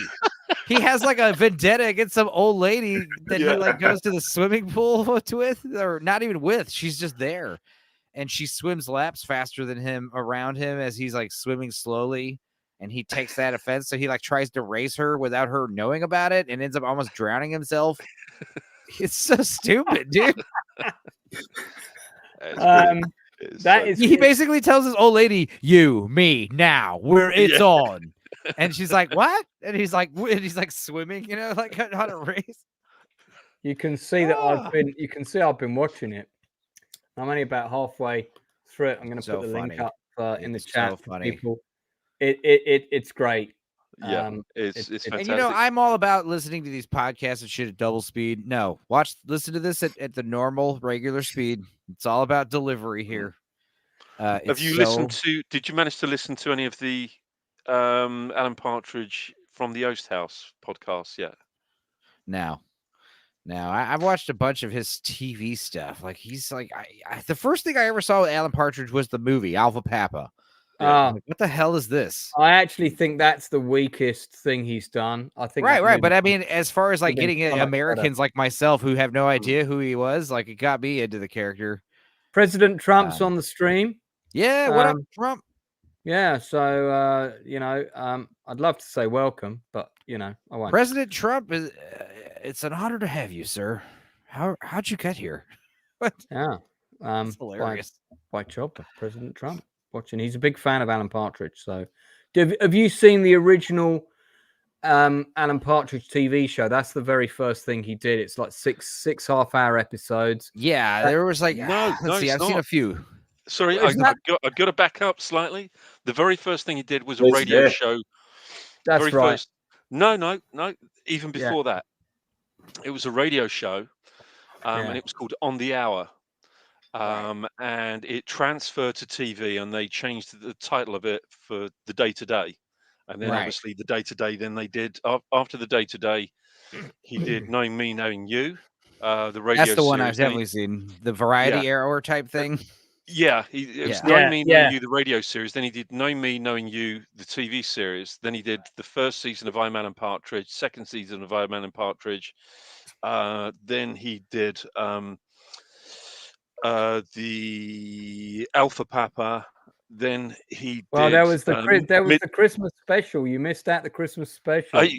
What, Knowing Me, Knowing You? All? Yeah, Me, Knowing You All. I've got that on DVD. And then after Mid-Morning Matters, I think it was he did Scissored Isle. That's on YouTube. So if you look for you could Scissored argue Isle, Alpha Papa is his weakest thing, but it's still hilarious. It's still a very funny movie. Yeah. And you got what's his name from Star Trek as the bad guy. He's great.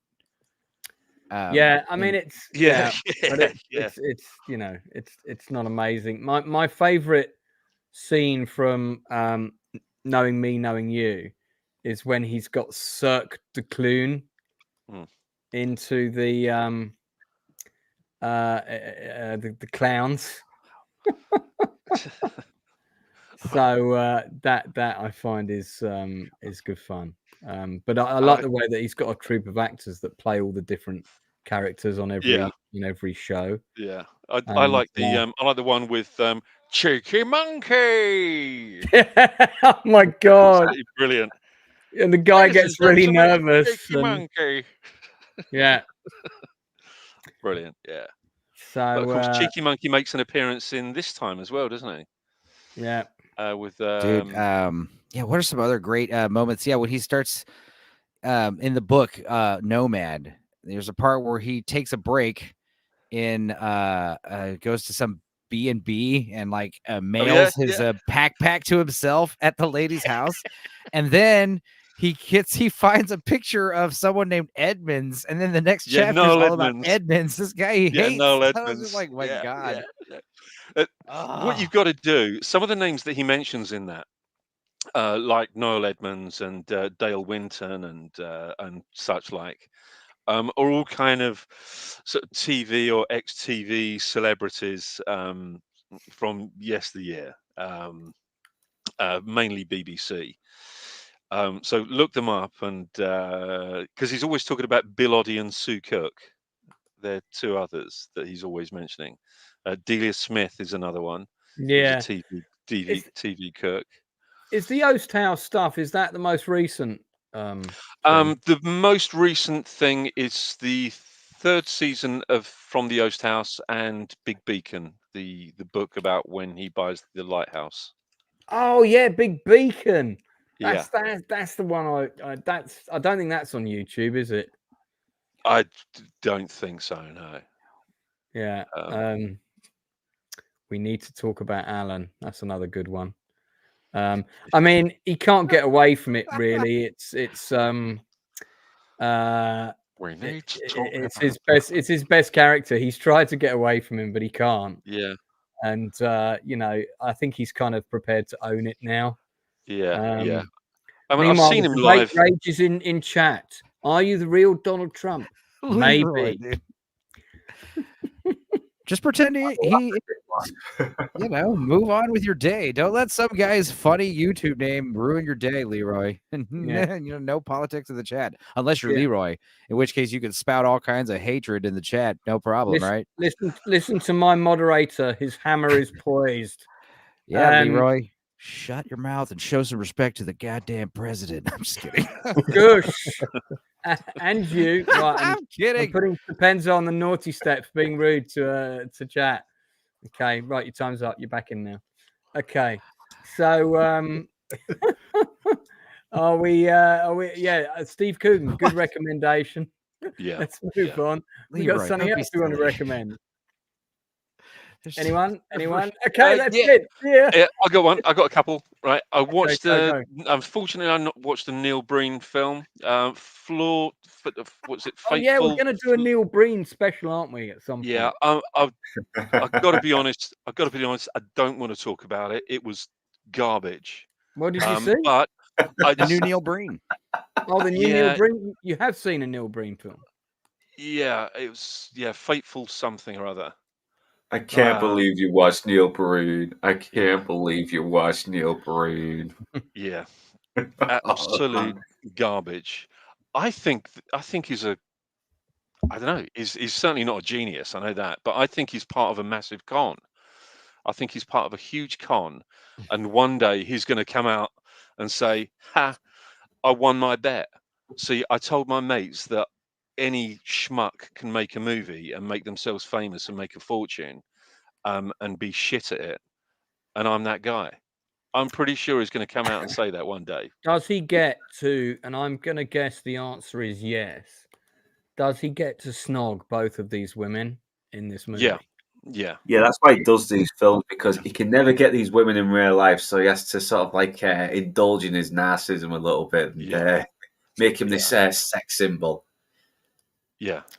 This new movie is very it's all blue screen, it's all green screen, right? It's all is it like he's like in on the joke now, kind of like Tommy Wiseau, or no, he's totally, he plays it totally straight. I mean, I agree. I wouldn't be surprised if look at that quality effect. They're all killing themselves because they got hacked and they've been found out. They can't, the shame is stupid. They're killing themselves because they're on a Neil Breen movie. Oh well, that's what in the gut? What's going on here? Yeah, there's no air holes as well for him to breathe. It's like your bandages are leaking, dude. You need to change your bandages. But he kind of thinks that he's. I mean, if this guy is for real, if he is for real, he thinks that he's some kind of moral crusader who's, exposing conspiracies within conspiracies. Do you think that's like? I was just about to comment on Neil Breen's like sunken, like demon eyes. He's got those very like beady, like dark eyes, and then this is the picture you immediately show. Is this? I was about to bring that up.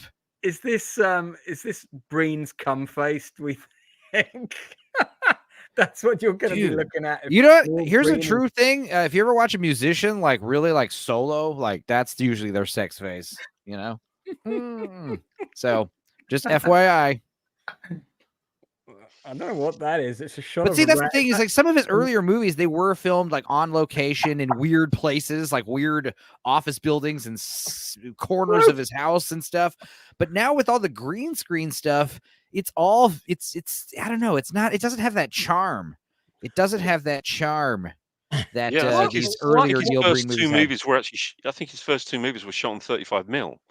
Now everything's digital. Why would you have this still of some books and a plate of whatever that is? Neil Breen movies are something else, there is no rhyme or reason to any of it. Be careful what you're supposed to frame to Sharon. Yeah, he loves showing his dad bod off. He really does.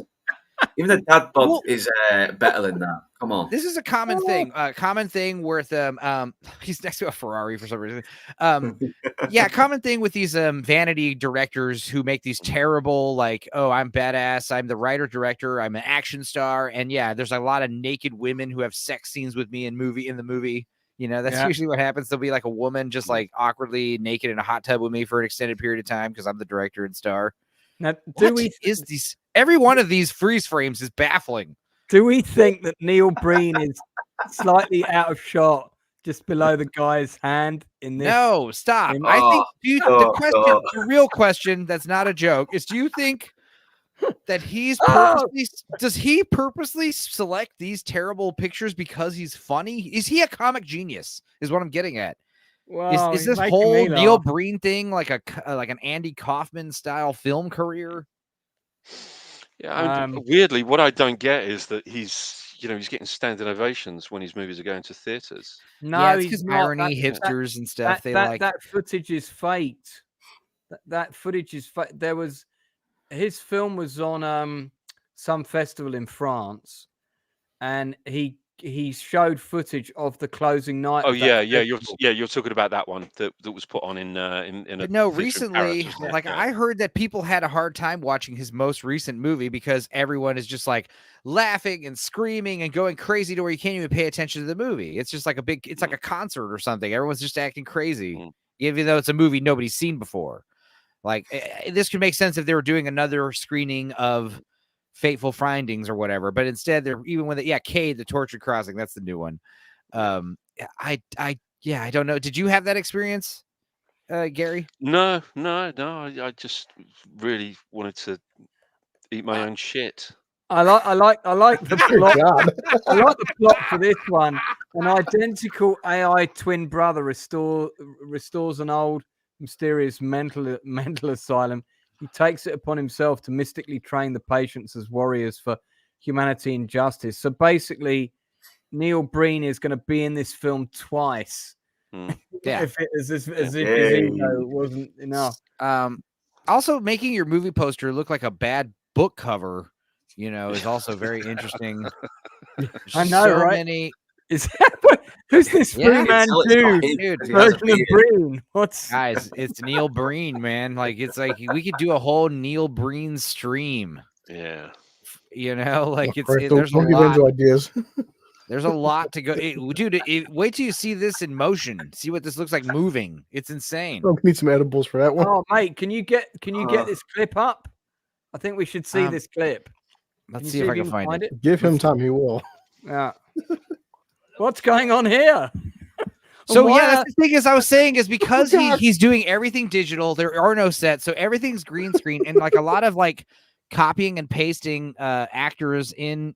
It's very, very, very bad. Well, because you've got like these images. What are these shadow images? Is this like bad CG that's gone like green screen wrong, or are they supposed to be ghosts, or what's going on there? No, I don't know. I know there's like a specific scene where everyone's fighting and there's just a bunch of digital sprites, all just placed in a green screen environment. Let me find it. Let's see. Anything you see on screen in an Neil Breen movie is not intentional. I always like to see how many other acting credits the attractive females in his film has got. So let's check out Nicole Butler's IMDb. Here she is. 87 photos, including this one, which is, I always think it's good to have professional photos on your IMDb. She's got 12 credits. Reloaded 2, Death Club, Back on the Strip, Move Me No Mountain, Cade the Tortured Crossing. I think that's the one we were just talking about. Yeah. A Horse Called Wildfire. Behind Closed Doors. That's the name of my movie. Don't steal that title now. Woods Witch, Meredith. Okay, I mean, hey, she's done a few things, so I shouldn't be too mean. But she has also done a Neil Breen film, and you have to justify that, Nicole. You have to justify that. I think those boobs are fake, Drew Gordon. Yeah. Share my screen. Yeah, let's.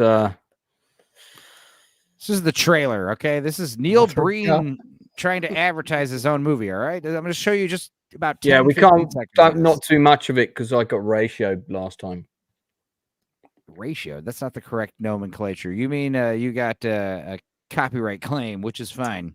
Yeah, which ratioed my earnings. Therefore, I got ratio copyrighted. You can dispute those, by the way. I know. Hang on, nothing's happening. Yeah. Oh, here we go. Okay, so this is an action scene in the new movie Cade the Tortured Crossing. Here we go.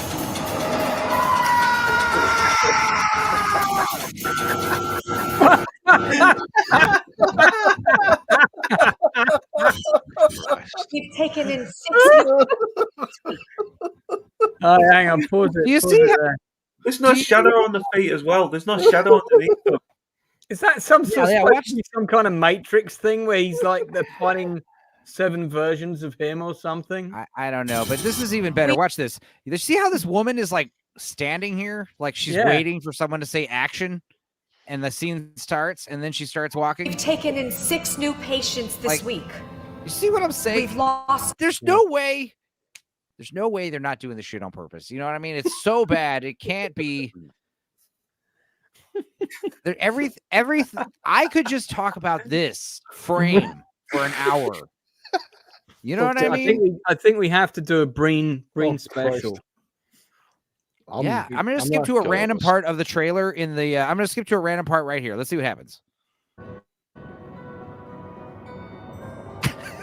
You see what I'm saying? Yeah. What's this guy doing on the left? He's just sort of like standing there. I don't know. I don't know, guys. There's a whole. You guys understand? You know, movies like this and The Room, and there's hundreds of them. There's thousands of them. They're out there. They're made every day. Yeah. My God. Well, indeed. Anyway, but if you see the guy interviewed, it's he's a bizarre man. Yeah, Utterly bizarre man. Yeah, he's either a comic genius or utterly insane. Now with Tommy Wiseau, there's a lot of credibility to the theory that he is actually like a mobster who's like using these movies to launder money. That holds water. Neil Breen just seems like an insane guy. He just seems like a crazy guy. What's going on here? Dude, exactly. Like I see this and I don't even blink because I know what to expect or what to, expect the unexpected when it comes to Neil Breen. Like I have no idea what the next slide is going to be. I'm sure it's shocking and strange and weird. I guarantee it. I want to see this. I want to see that action scene that we saw. Is this Kate? Let's see if it's in this trailer. Maybe it might be in this trailer. I'm buying. Look at this eye. Look at this eye thing he's done. Now, do we think that's an actual contact lens? In which case, that's actually pretty cool. But you probably couldn't afford it. Digital? No, it's like a digital effect. Everything's a digital effect. Is he jumping from an explosion in that last one? There is no lie. There's no tiger in this trailer, from what I can tell. I love the. This is the title, right? Now, traditionally in a title for a film, even if it's got a byline, the byline words will all begin with capital letters. At the very least, yes. And then you got lowercase t, lowercase c, lowercase a. Oh man. And then a Neil Breen film, lowercase. Yeah, okay. Not very consistent. Well, man, it's share my screen again. Yeah, Mother of God.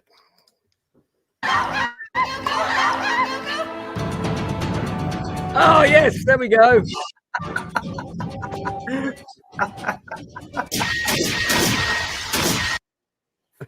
What the hell? You guys understand Neil Breen? If you guys don't know about Neil Breen, like. Yeah, I'm sorry that, me and Gary are familiar with the dude. Yeah. But dude, that guy is crazy. He's fucking I think we need to do a watch party of the Tortured Crossing where we're all watching it live. We better not. But he doesn't just write, direct, star. He edits, he shoots, he operates, he does everything. He makes the DVDs on his own computer and prints them up and mails them to you personally. Yeah, and he's about the website store, weren't they? Trying to order his DVDs, but they kept fucking up and they just couldn't get them. It's weird. Do you know he's got this movie making course that he sells on his website. Yeah, that's right. Fucking 160 quid for a 5-hour DVD of him sitting there, in his living room, telling you how to make a shit film. And the camera's kind of wonky. He's out of frame. You can only kind of see his shoulders sort of his shoulders up. I'm in the boat that it's all a genius performance art. That's what I think it is. Why did you buy it, Inside Man? Hey, oh no, I happened to see it. I happened to see it. Here. Hail. Good to see you, Mr. Sarah. Obviously just got in from set. Neil Breen Films LLC Limited Company. I think we've gone on this website before, but as we're having such a good time talking about Neil Breen, it's always good fun. the man, the myth, the movies. Neil Breen's store. Let's see what's available. Okay, so here we go. So to buy Neil Breen's films, it's here, ready for purchase. Cade the Tortured Crossing, Cannes Continental Film Festivals. That's not Cannes Film Festival, by the way. Note that he's put Cannes in really big letters, but it's Cannes Continental, so that's a nonsense festival. Hollywood Real Independent Film Festival, Best Feature Film. Yeah, that's another nonsense festival. Swiss International Film Festival. I bet that doesn't take place in Switzerland. Did he create all these award ceremonies so he can give his own movies awards? Difficult to know. Difficult to He has know. his own YouTube channel too. I won't put it past him. I wouldn't. So a Neil Breen 5 feature He film loves the motion blur, the retrospective. side-to-side motion blur on everything. Right. Everything has through. like left and right tracers. This looks like an Animorphs book cover. These look like bad books. Double Down. Down. This looks like a no terrible longer book. Realize, available. oh my god, it's a movie. Double Down's no longer available to purchase. Why is that? Is the master gone from your computer? What happened? What happened there? Yeah, print me up a new copy, Neil. I know you got it on your hard drive somewhere. Michael Cera's come up with a really good suggestion. Neil fan should be called Breener Schnitzel's. There you go. Definitely something Michael Cera would say for sure. I think it's just Gallery, the many faces of Neil Breen. I'm not sure how many of them I want to see. The man, the myth, the legend. You already put that on the first page, but just in case you missed it, here it is again. This is right. This is the Neil Breen gallery. Oh, look at that. Did he borrow that from Chuck Norris? Jeez. Yeah, that's from Double Down, and I think Double Down is on the Internet Archive. As are a few of his movies. Looks like he doubled down on the wrong time of it. Anyway, yeah, these aren't even big pictures. Like, these must have been loaded up in 2002 or something. The Neil Breen business card, real estate one in all of Las Vegas. Hang on, so he was a real estate broker? Yeah, and he also claims to have been a top architect as well. Was he also in special forces like Steven Seagal? I think he probably was. Yeah, that's what I thought. You know what I think he was or is? A liar. Neil's house. I think he's a big liar. I think he's a fucking asshole. I don't even think his name is Neil Breen. I think Neil Breen is like a hilarious character he created. Yeah. Like I said, this is all like a very. I think it's an anagram or something. Oh my god! Let's see. Let me think of some stuff. There you go, Neil Breen's Ferrari, and his Rolls Royce. Oh man, Neil before Breen. Yeah. So Beeline, Berlin, Beer, Benny, but Erie,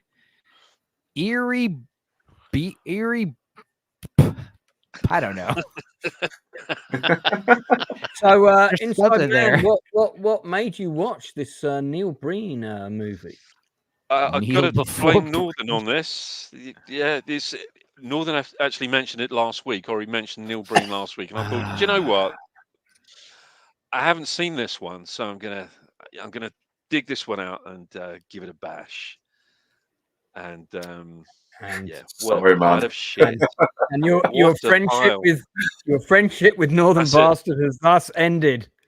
We're finished, mate. We're finished. Yeah. No wonder you don't message me back after 2 weeks. I'm going to do a quick throwback to an oldie. Yeah. Which is a show that I really enjoyed as a kid. I've watched it recently, managed to track down all the episodes. This is a show I would love to see remade with proper special effects and a decent budget, because it never really got its shout. And I personally think that they should get the young kid back who's still around, an adult, Disney actor now. Occasionally does little bits and pieces. Got his own YouTube channel as well, Ike Eisenman. And that television show was Fantastic Journey. Came out in 1977, starred Jared Martin, who's on the left, Roddy McDowall. In this shot, you've also got Nicholas Hammond, who, of course, was the original Spider-Man in the Spider-Man movies, 70s movies. It's basically about a family that get go on a yachting trip in the Bermuda Triangle. They get pulled into a vortex onto this island, which is kind of a bit like a sort of alien, I guess you'd call it a travel portal to various different worlds, and they have to keep trying to find a gate to get home. Ike Eisenman, of course, was a pretty famous Disney actor that popped up on various things, most notably Escape from Witch Mountain and Return to Witch Mountain. Carl Franklin is still alive. He was in The Warriors. He's actually quite a big director now. And Roddy McDowall, he's a guest appearance in like third or fourth episode, but actually joins the rest of the cast. So I really liked it. I like the premise. I like the idea. It is very 70s sci-fi cheese, with these kinds of sets and these kinds of costumes. But the storyline of a sort of a family pulled together with various other characters from different timelines in this kind of Bermuda Triangle thing, and then trying to get back home is an idea I quite like. Yes, it is quite a good idea, and it's funny you going through that again. It sort of reminds me of. Do you remember in the 80s there was an Australian TV show called The Lost Island? The Lost Islands. I do remember that's that. the one. And a group of kids are out yachting somewhere in the Pacific, and they get caught in a storm, and their boat gets washed up on the shore of this island that basically time has forgot. They're still stuck in the 1680s or something, or 1710s or something like that. That was this really weird society. We're going to get Blue to pop that up, because now I might get not ratioed, whatever the other thing is. Spanked. Yeah, I might get flagged for copyright for this, but I believe that this is a theme tune that people need to hear, because it's quite funny when you listen to the lyrics. Yeah, it sounds really suspicious. Yeah, Blue, if you'd pop that up, I'll stick it on. But The Lost Islands was the biggest budgeted television series of its time in Australia. They spent huge money on that show. And it was a show that it was shown on British television on Sundays. Sundays at about 11 o'clock. It was like just before lunchtime. Yeah. It was one of those shows that I caught nearly all the episodes of, except for the bloody ending. And I got to watch the ending today, and not today, I mean recently. And it's like they didn't know how to end the show. So they were just like, let's just have everybody turn up in the village and dance. And I'm like, what the fuck's this? Because they're supposed to be being ruled over by these really violent people. Various other shots of a Fantastic Journey here. You had John Saxon in there. There's quite a lot of good guest cameos in the show. Anyway, if you like your old sci-fi, 70s sci-fi, check out Fantastic Journey. There's, it is cheese, but there's some quite fun stuff to be had on that show. But yeah, Lost Islands. Well, now it may well be that this part of the show it gets edited out, but this is the theme tune. Please press play. Opening credit sequence.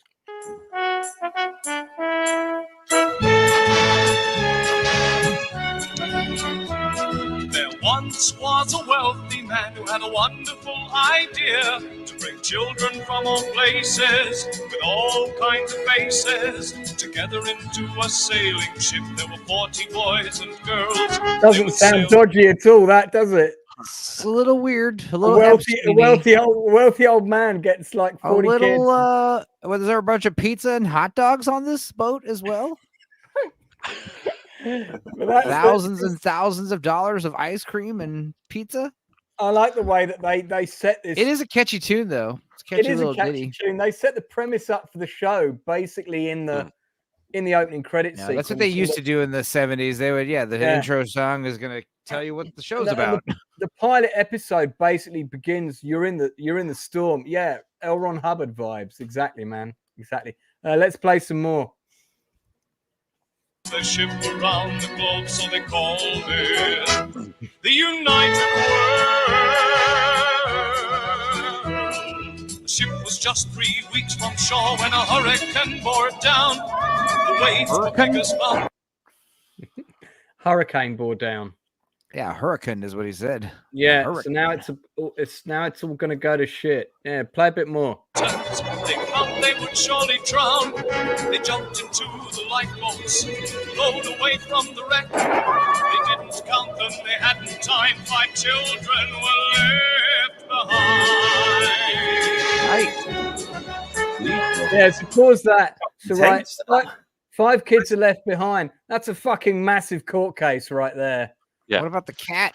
Was that cat? And okay? I still remember the names. Still remember the names of the kids: Tony, Mark, David, Anna, and Sue Yin. I think the actress who played Sue Yin, Lorenzo's going to pick me up on this again, but I think she died really young, like after the. Yeah, one of the leading girls. Very sad. When she was like 28 or something like that. Read about that fairly recently. Barbara Lawrence is of the opinion. Sounds perfectly fine. Nothing dodgy here. There's a funny effect shot, which I think is in the titles, if I remember rightly, where they cut to a kid opening the door and the water like pours on him, and it's kind of really in the actual pilot. It's really badly edited, but play a bit more. I think it's in this. The children fought the storm all night and finally fell asleep. They didn't realize the ship had been blown across a reef into the Yeah, it's coming up here, I think. There you go. He gets hit by this. When you watch that sequence in the pilot, it's pretty funny because there's like a little jumpy edit just when he opens the door. So it's a clear cut to a stunt man.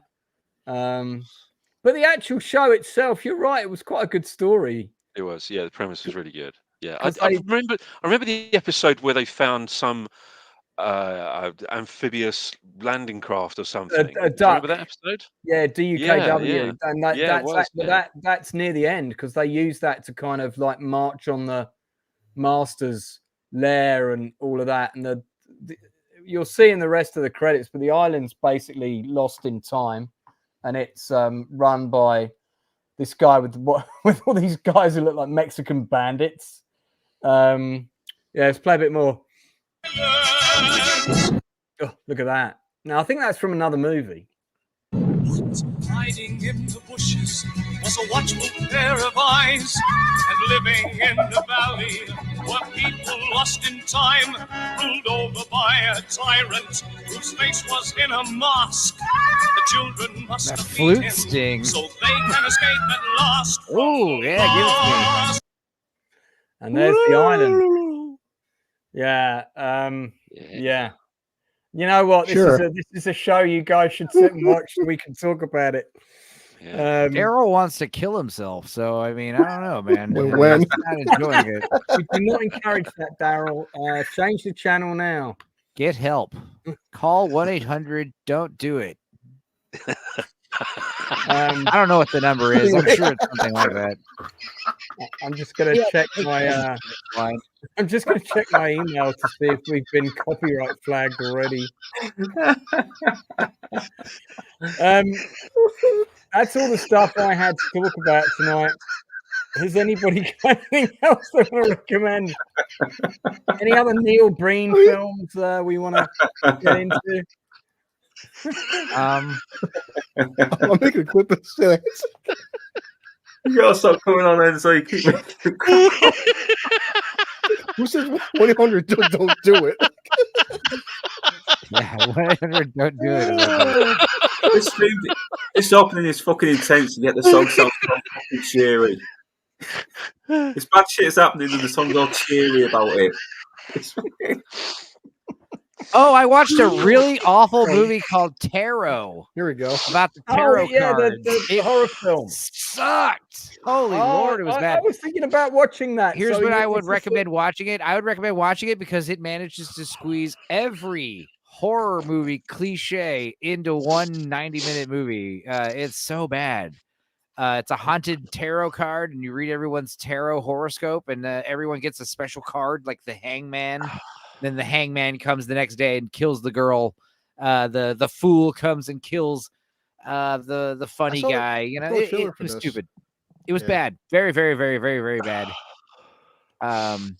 Like I said, though, I was definitely like counting the cliches. There's like you would need like 50 hands to do it. Oh, all right. Yeah. Yeah, a lot of spooky stuff. And, you know, I will say there was some good atmospheric, tropes and stuff. I mean, it was well shot. And it's got the little girl from Mean Girls and Peter Parker's buddy from Spider-Man movies. That chick got me reported. What? I'm not going to. Don't ask. Don't ask. No, just leave it. That was my first leave it ambiguous. Leave it vague. So everyone just She's confused. So hot, though. Shut Damn, up, man. That looks like me after I've eaten a bad kebab. Yeah. So, yeah, it was stupid. Yeah, Dungeons and Dragons. Gord King liked it. I know Lord. Yeah, Toxic I won. You know what? I enjoyed that film. It was. Yeah, Lord Toxic says that he hated it so much. It's the only movie he walked out of, and then everybody else is like, I liked it. I liked it. So I'm starting to think Lord Toxic's the odd man out. It was fun nonsense. It was fun nonsense. Definitely an odd man. Yeah. So. Yeah, this movie was terrible. So I just thought y'all should know. I suffered, so you wouldn't have to. Same thing with Half Baked Part 2. Well, Half Baked Part 2 was not up there on my list. You didn't even realize that movie was a thing. I had to enlighten you that existed. Yeah, let alone that it was terrible. I feel my life definitely gained or lost. I'm not quite sure which. Something. Can I spoil this? This is what's so funny. It's like the big backstory is there was like a woman who was a tarot card reader, and somebody wronged her, and the village killed her, and she put a curse on a deck of tarot cards that she made. That's the other thing is the tarot cards it look so spooky. They're like obviously like all black and bloody, and it's like, why are you playing with these cards? So anyway, it turns out that there's like some old astrologist woman who put a curse on these cards, and she's like a ghost, and they beat her by just reading her horoscope and doing the tarot cards on her. It was so dumb. So, but otherwise, you recommend it? Yeah, watch it. So maybe I don't want to suffer alone. What's happening? What was that? What was that noise? What was happening there? Because in Mean Girls, she wasn't dressed like that. So, she's in. Is she in the Mean Girls remake? Yes, she is. Yes. Yeah. It's one of those dumb horror movies where there's so many questions and so much wrong with it. And if you like that kind of stuff, if you like laughing at bad movies, check it out. Okay. Before we begin to wrap up, has anyone else got anything they want to give a shout out to or recommend or warn us about alternatively? Well, the 9th series of Inside Number 9 is still going on. 3rd episode dropped last Wednesday. Next one tonight, actually. Just finished tonight. But the 3rd episode was amazing. Really original idea. The whole episode was basically done from the perspective of a doorbell cam. Oh, really? That's a great, really good idea. Really good idea. Yeah, really, really good idea. And yeah, if you haven't seen it, it's on BBC iPlayer right now. So the first 4 episodes are on right now, and the first 8 seasons are there. Every episode of each season. Right. Inside Number 9. Anyone else? No, so far no. Huh? God, Northern, just that's such a miserable low tone. I Just kind of a bit more excited. Yeah, well, I've been up since 6 o'clock. So yeah, That reminds me of Blue Jam. I've been listening to that too, and it's just like, oh yeah, oh god, yeah. There's anything left we've got to talk about today? Well, there would be. Now I felt I couldn't end the stream without doing some extensive research on behalf of Blue Collar, and I believe this may be the look that you were referring to earlier. Thank you, Lance. Thank you so much. Yeah, you're very welcome. Yeah, Blue Collar is actually right nonce. Compared to the rest of the film, she's actually fully dressed right there. I mean, look, I'm not the one who directed the damn movie. Blame me. Well, indeed. I don't know who that is, but that's another same actress. That's believe another she's a bit young for those implants, don't you think? That's natural. Yeah, are those implants? No. I was going to say, yeah. What I are you hope getting not. Oh God, no! You shouldn't Don't be getting implants until you're at least like in your late 20s, early 30s. In the movie too. Well, okay. So there's Blue Collar's future. How was wife. the movie Blue Collar? Yeah, how was Mean Girls? It was it wasn't as good as it's just basically Mean Girls but a musical. That's it. It's just Mean Girls with musical numbers. That's all it is. Fantastic. The fact that Tina Fey is still in this one too. She plays the exact same character. And what was his name? The black dude there, Tony Robbins. Oh, Tim Robbins. Mm-hmm. Tim Meadows. Tim Robbins. Tim Meadows. I can't think right now. Anyway, I lost all the blood in my head. Okay, I feel our stream has lost its rhythm. It's time for us to wrap up. Stupenzo, what you got coming up? What's going on tomorrow? Dorkside We Watch for Sheena. Holy Lord. Yeah. This is gonna be the first We Watch with full frontal nudity. I hope you're excited. And yeah, it's a funny movie. It was pretty cool. It was basically Beastmaster plus Tarzan, but with a hot woman. It was cool. And I was very impressed by the animal acting. It was one of the better really bad movies. You know what I mean? It was like there was some heart in it and some well done stunts and action, but my Lord, is it weird. It was good. It was a fun watch. I think you'll enjoy the video. You might actually get some uncensored nudity on a We Watch this one time. This one time I'll allow it. I like the animal acting here. Dude, this scene, I don't want to spoil too much, but there's some, me and my cousin were like, what the, oh my, like watching part of it. It was nuts. Has the person on the left died from elephant farts? What's happened there? Big elephants.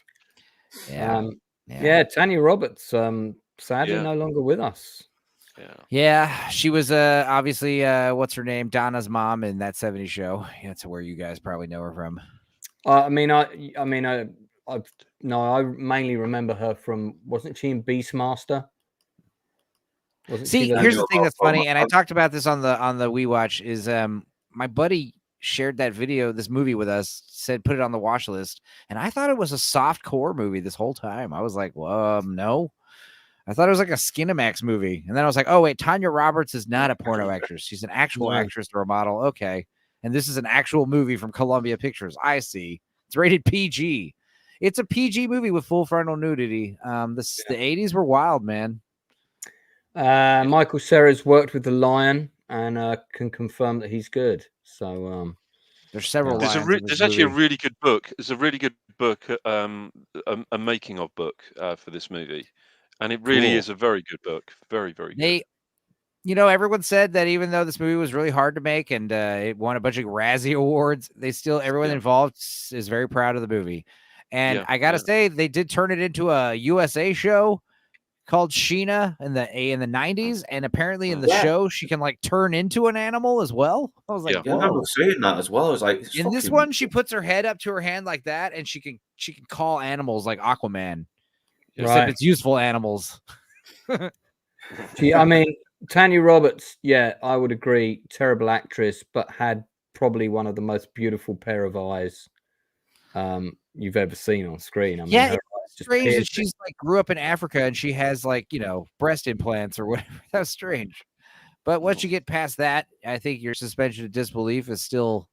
That's obviously a horse painted to look like a zebra. I was going to say, is that a plastic zebra? Yeah, it makes horse noses. If you guys know about zebras, they don't make horse noises. They make weird noises that you've never heard before. So yeah, check that out tomorrow, 2:30 p.m. or anytime really. Watch it whenever. We should have done a whole segment on that. But yeah, you're doing it tomorrow, so excellent. Yeah, we actually watched it like months ago. So, Blue, what do you got coming up? A couple hours. Me and the Pumpkin are watching Disney's Tarzan from 1995. We're all going for. There's a lot of sort of 995. Tarzan themed leotard stuff happening. Must be that time of year. We're all we just had for- Krippendorf's tribe last week too. So yeah. Northern. I got my One Punch Man video that's currently in dispute from some copyright rubbish, and I've got my Dead Man Shoes review coming in the 29th. I love really look forward to that. I love Dead Man Shoes, and I'm going to try and get Shane on the channel because I knew him well back in the day. But getting hold of him is really hard without going through his agent, which probably means it won't even get passed on to him. So I'll have to see if I can find a back door. Tomorrow, Gooch, we're breaking down heavy metal. Yeah. You are going to, I hope, do a segue to the South Park. I already sent him the link, and we're just, you can't not do it without talking about South Park. Got to do the Kenny South Park. Cheesing. Yeah. I'm going to be cheesing off my ass tomorrow night when I'm on the heavy metal stream. It's going to be great. Yeah. Barbara Lawrence is doing Black Hole tomorrow on Total Recall. Do we know that channel? Yeah. That's Smilex's channel. Not Smilex, it's Jethro's channel. Is it? What's it called? What's the channel called? Total Recall? Jethro Bot. I don't know what his channel's name is, but the show's Total Recall. I'd be surprised. I imagine his channel's just his name, right? I don't know. I don't know because I don't know whose channel it is, which is why I asked. But let me see if I can find it quickly. I'll give him a quick plug because that's what we do here. Because it's a community karma thing. I found some strange videos. Maybe this is it. Total Recall, episode 11, Spaced Invaders. Is that it? Probably. Is that it? Probably. Hang on. They talk about movies in that vein. Very small. Let me have it. Barbara, I'm going to share this right now. You tell me if this is the right channel. It's just the one I've. Now she says that's it. Yeah.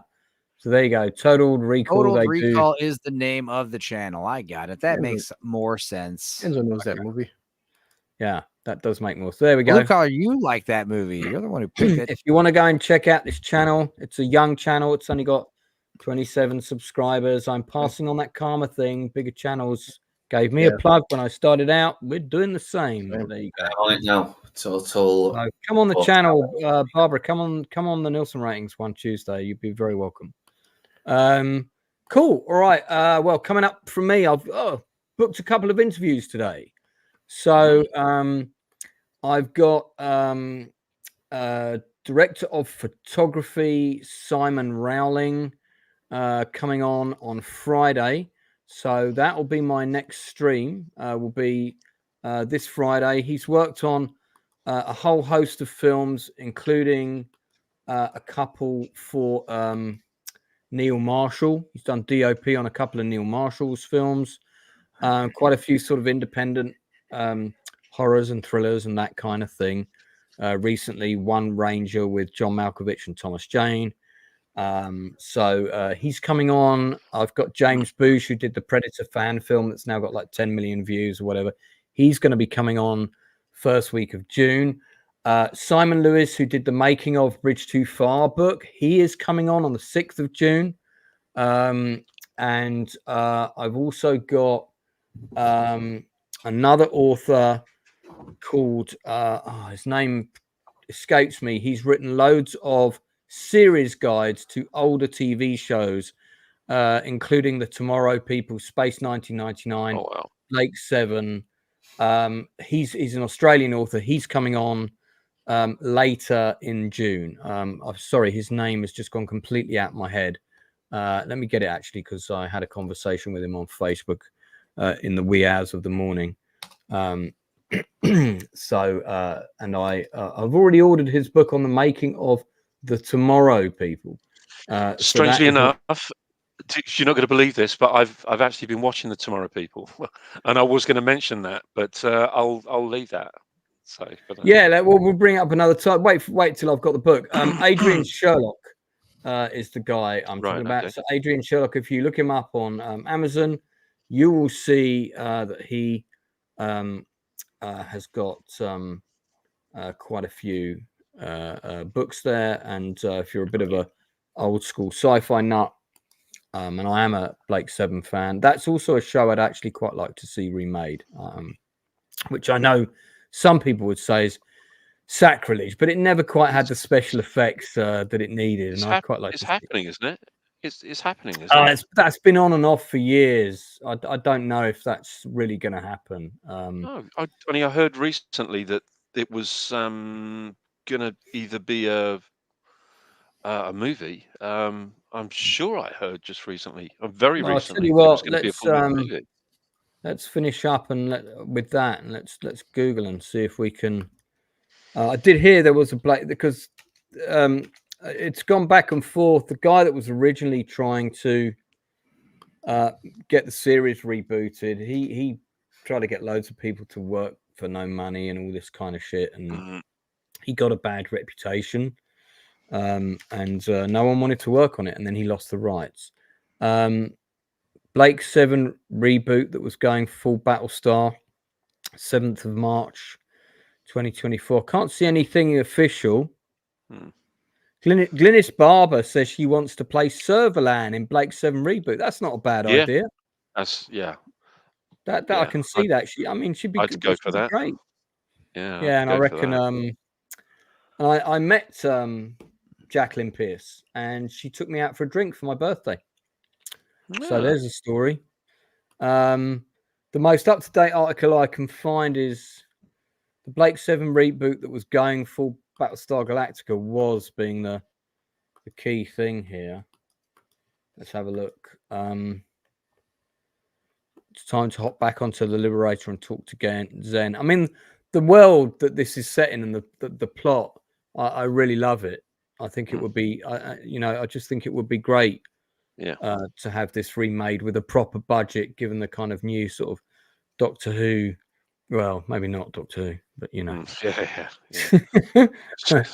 let's not talk about Doctor Who.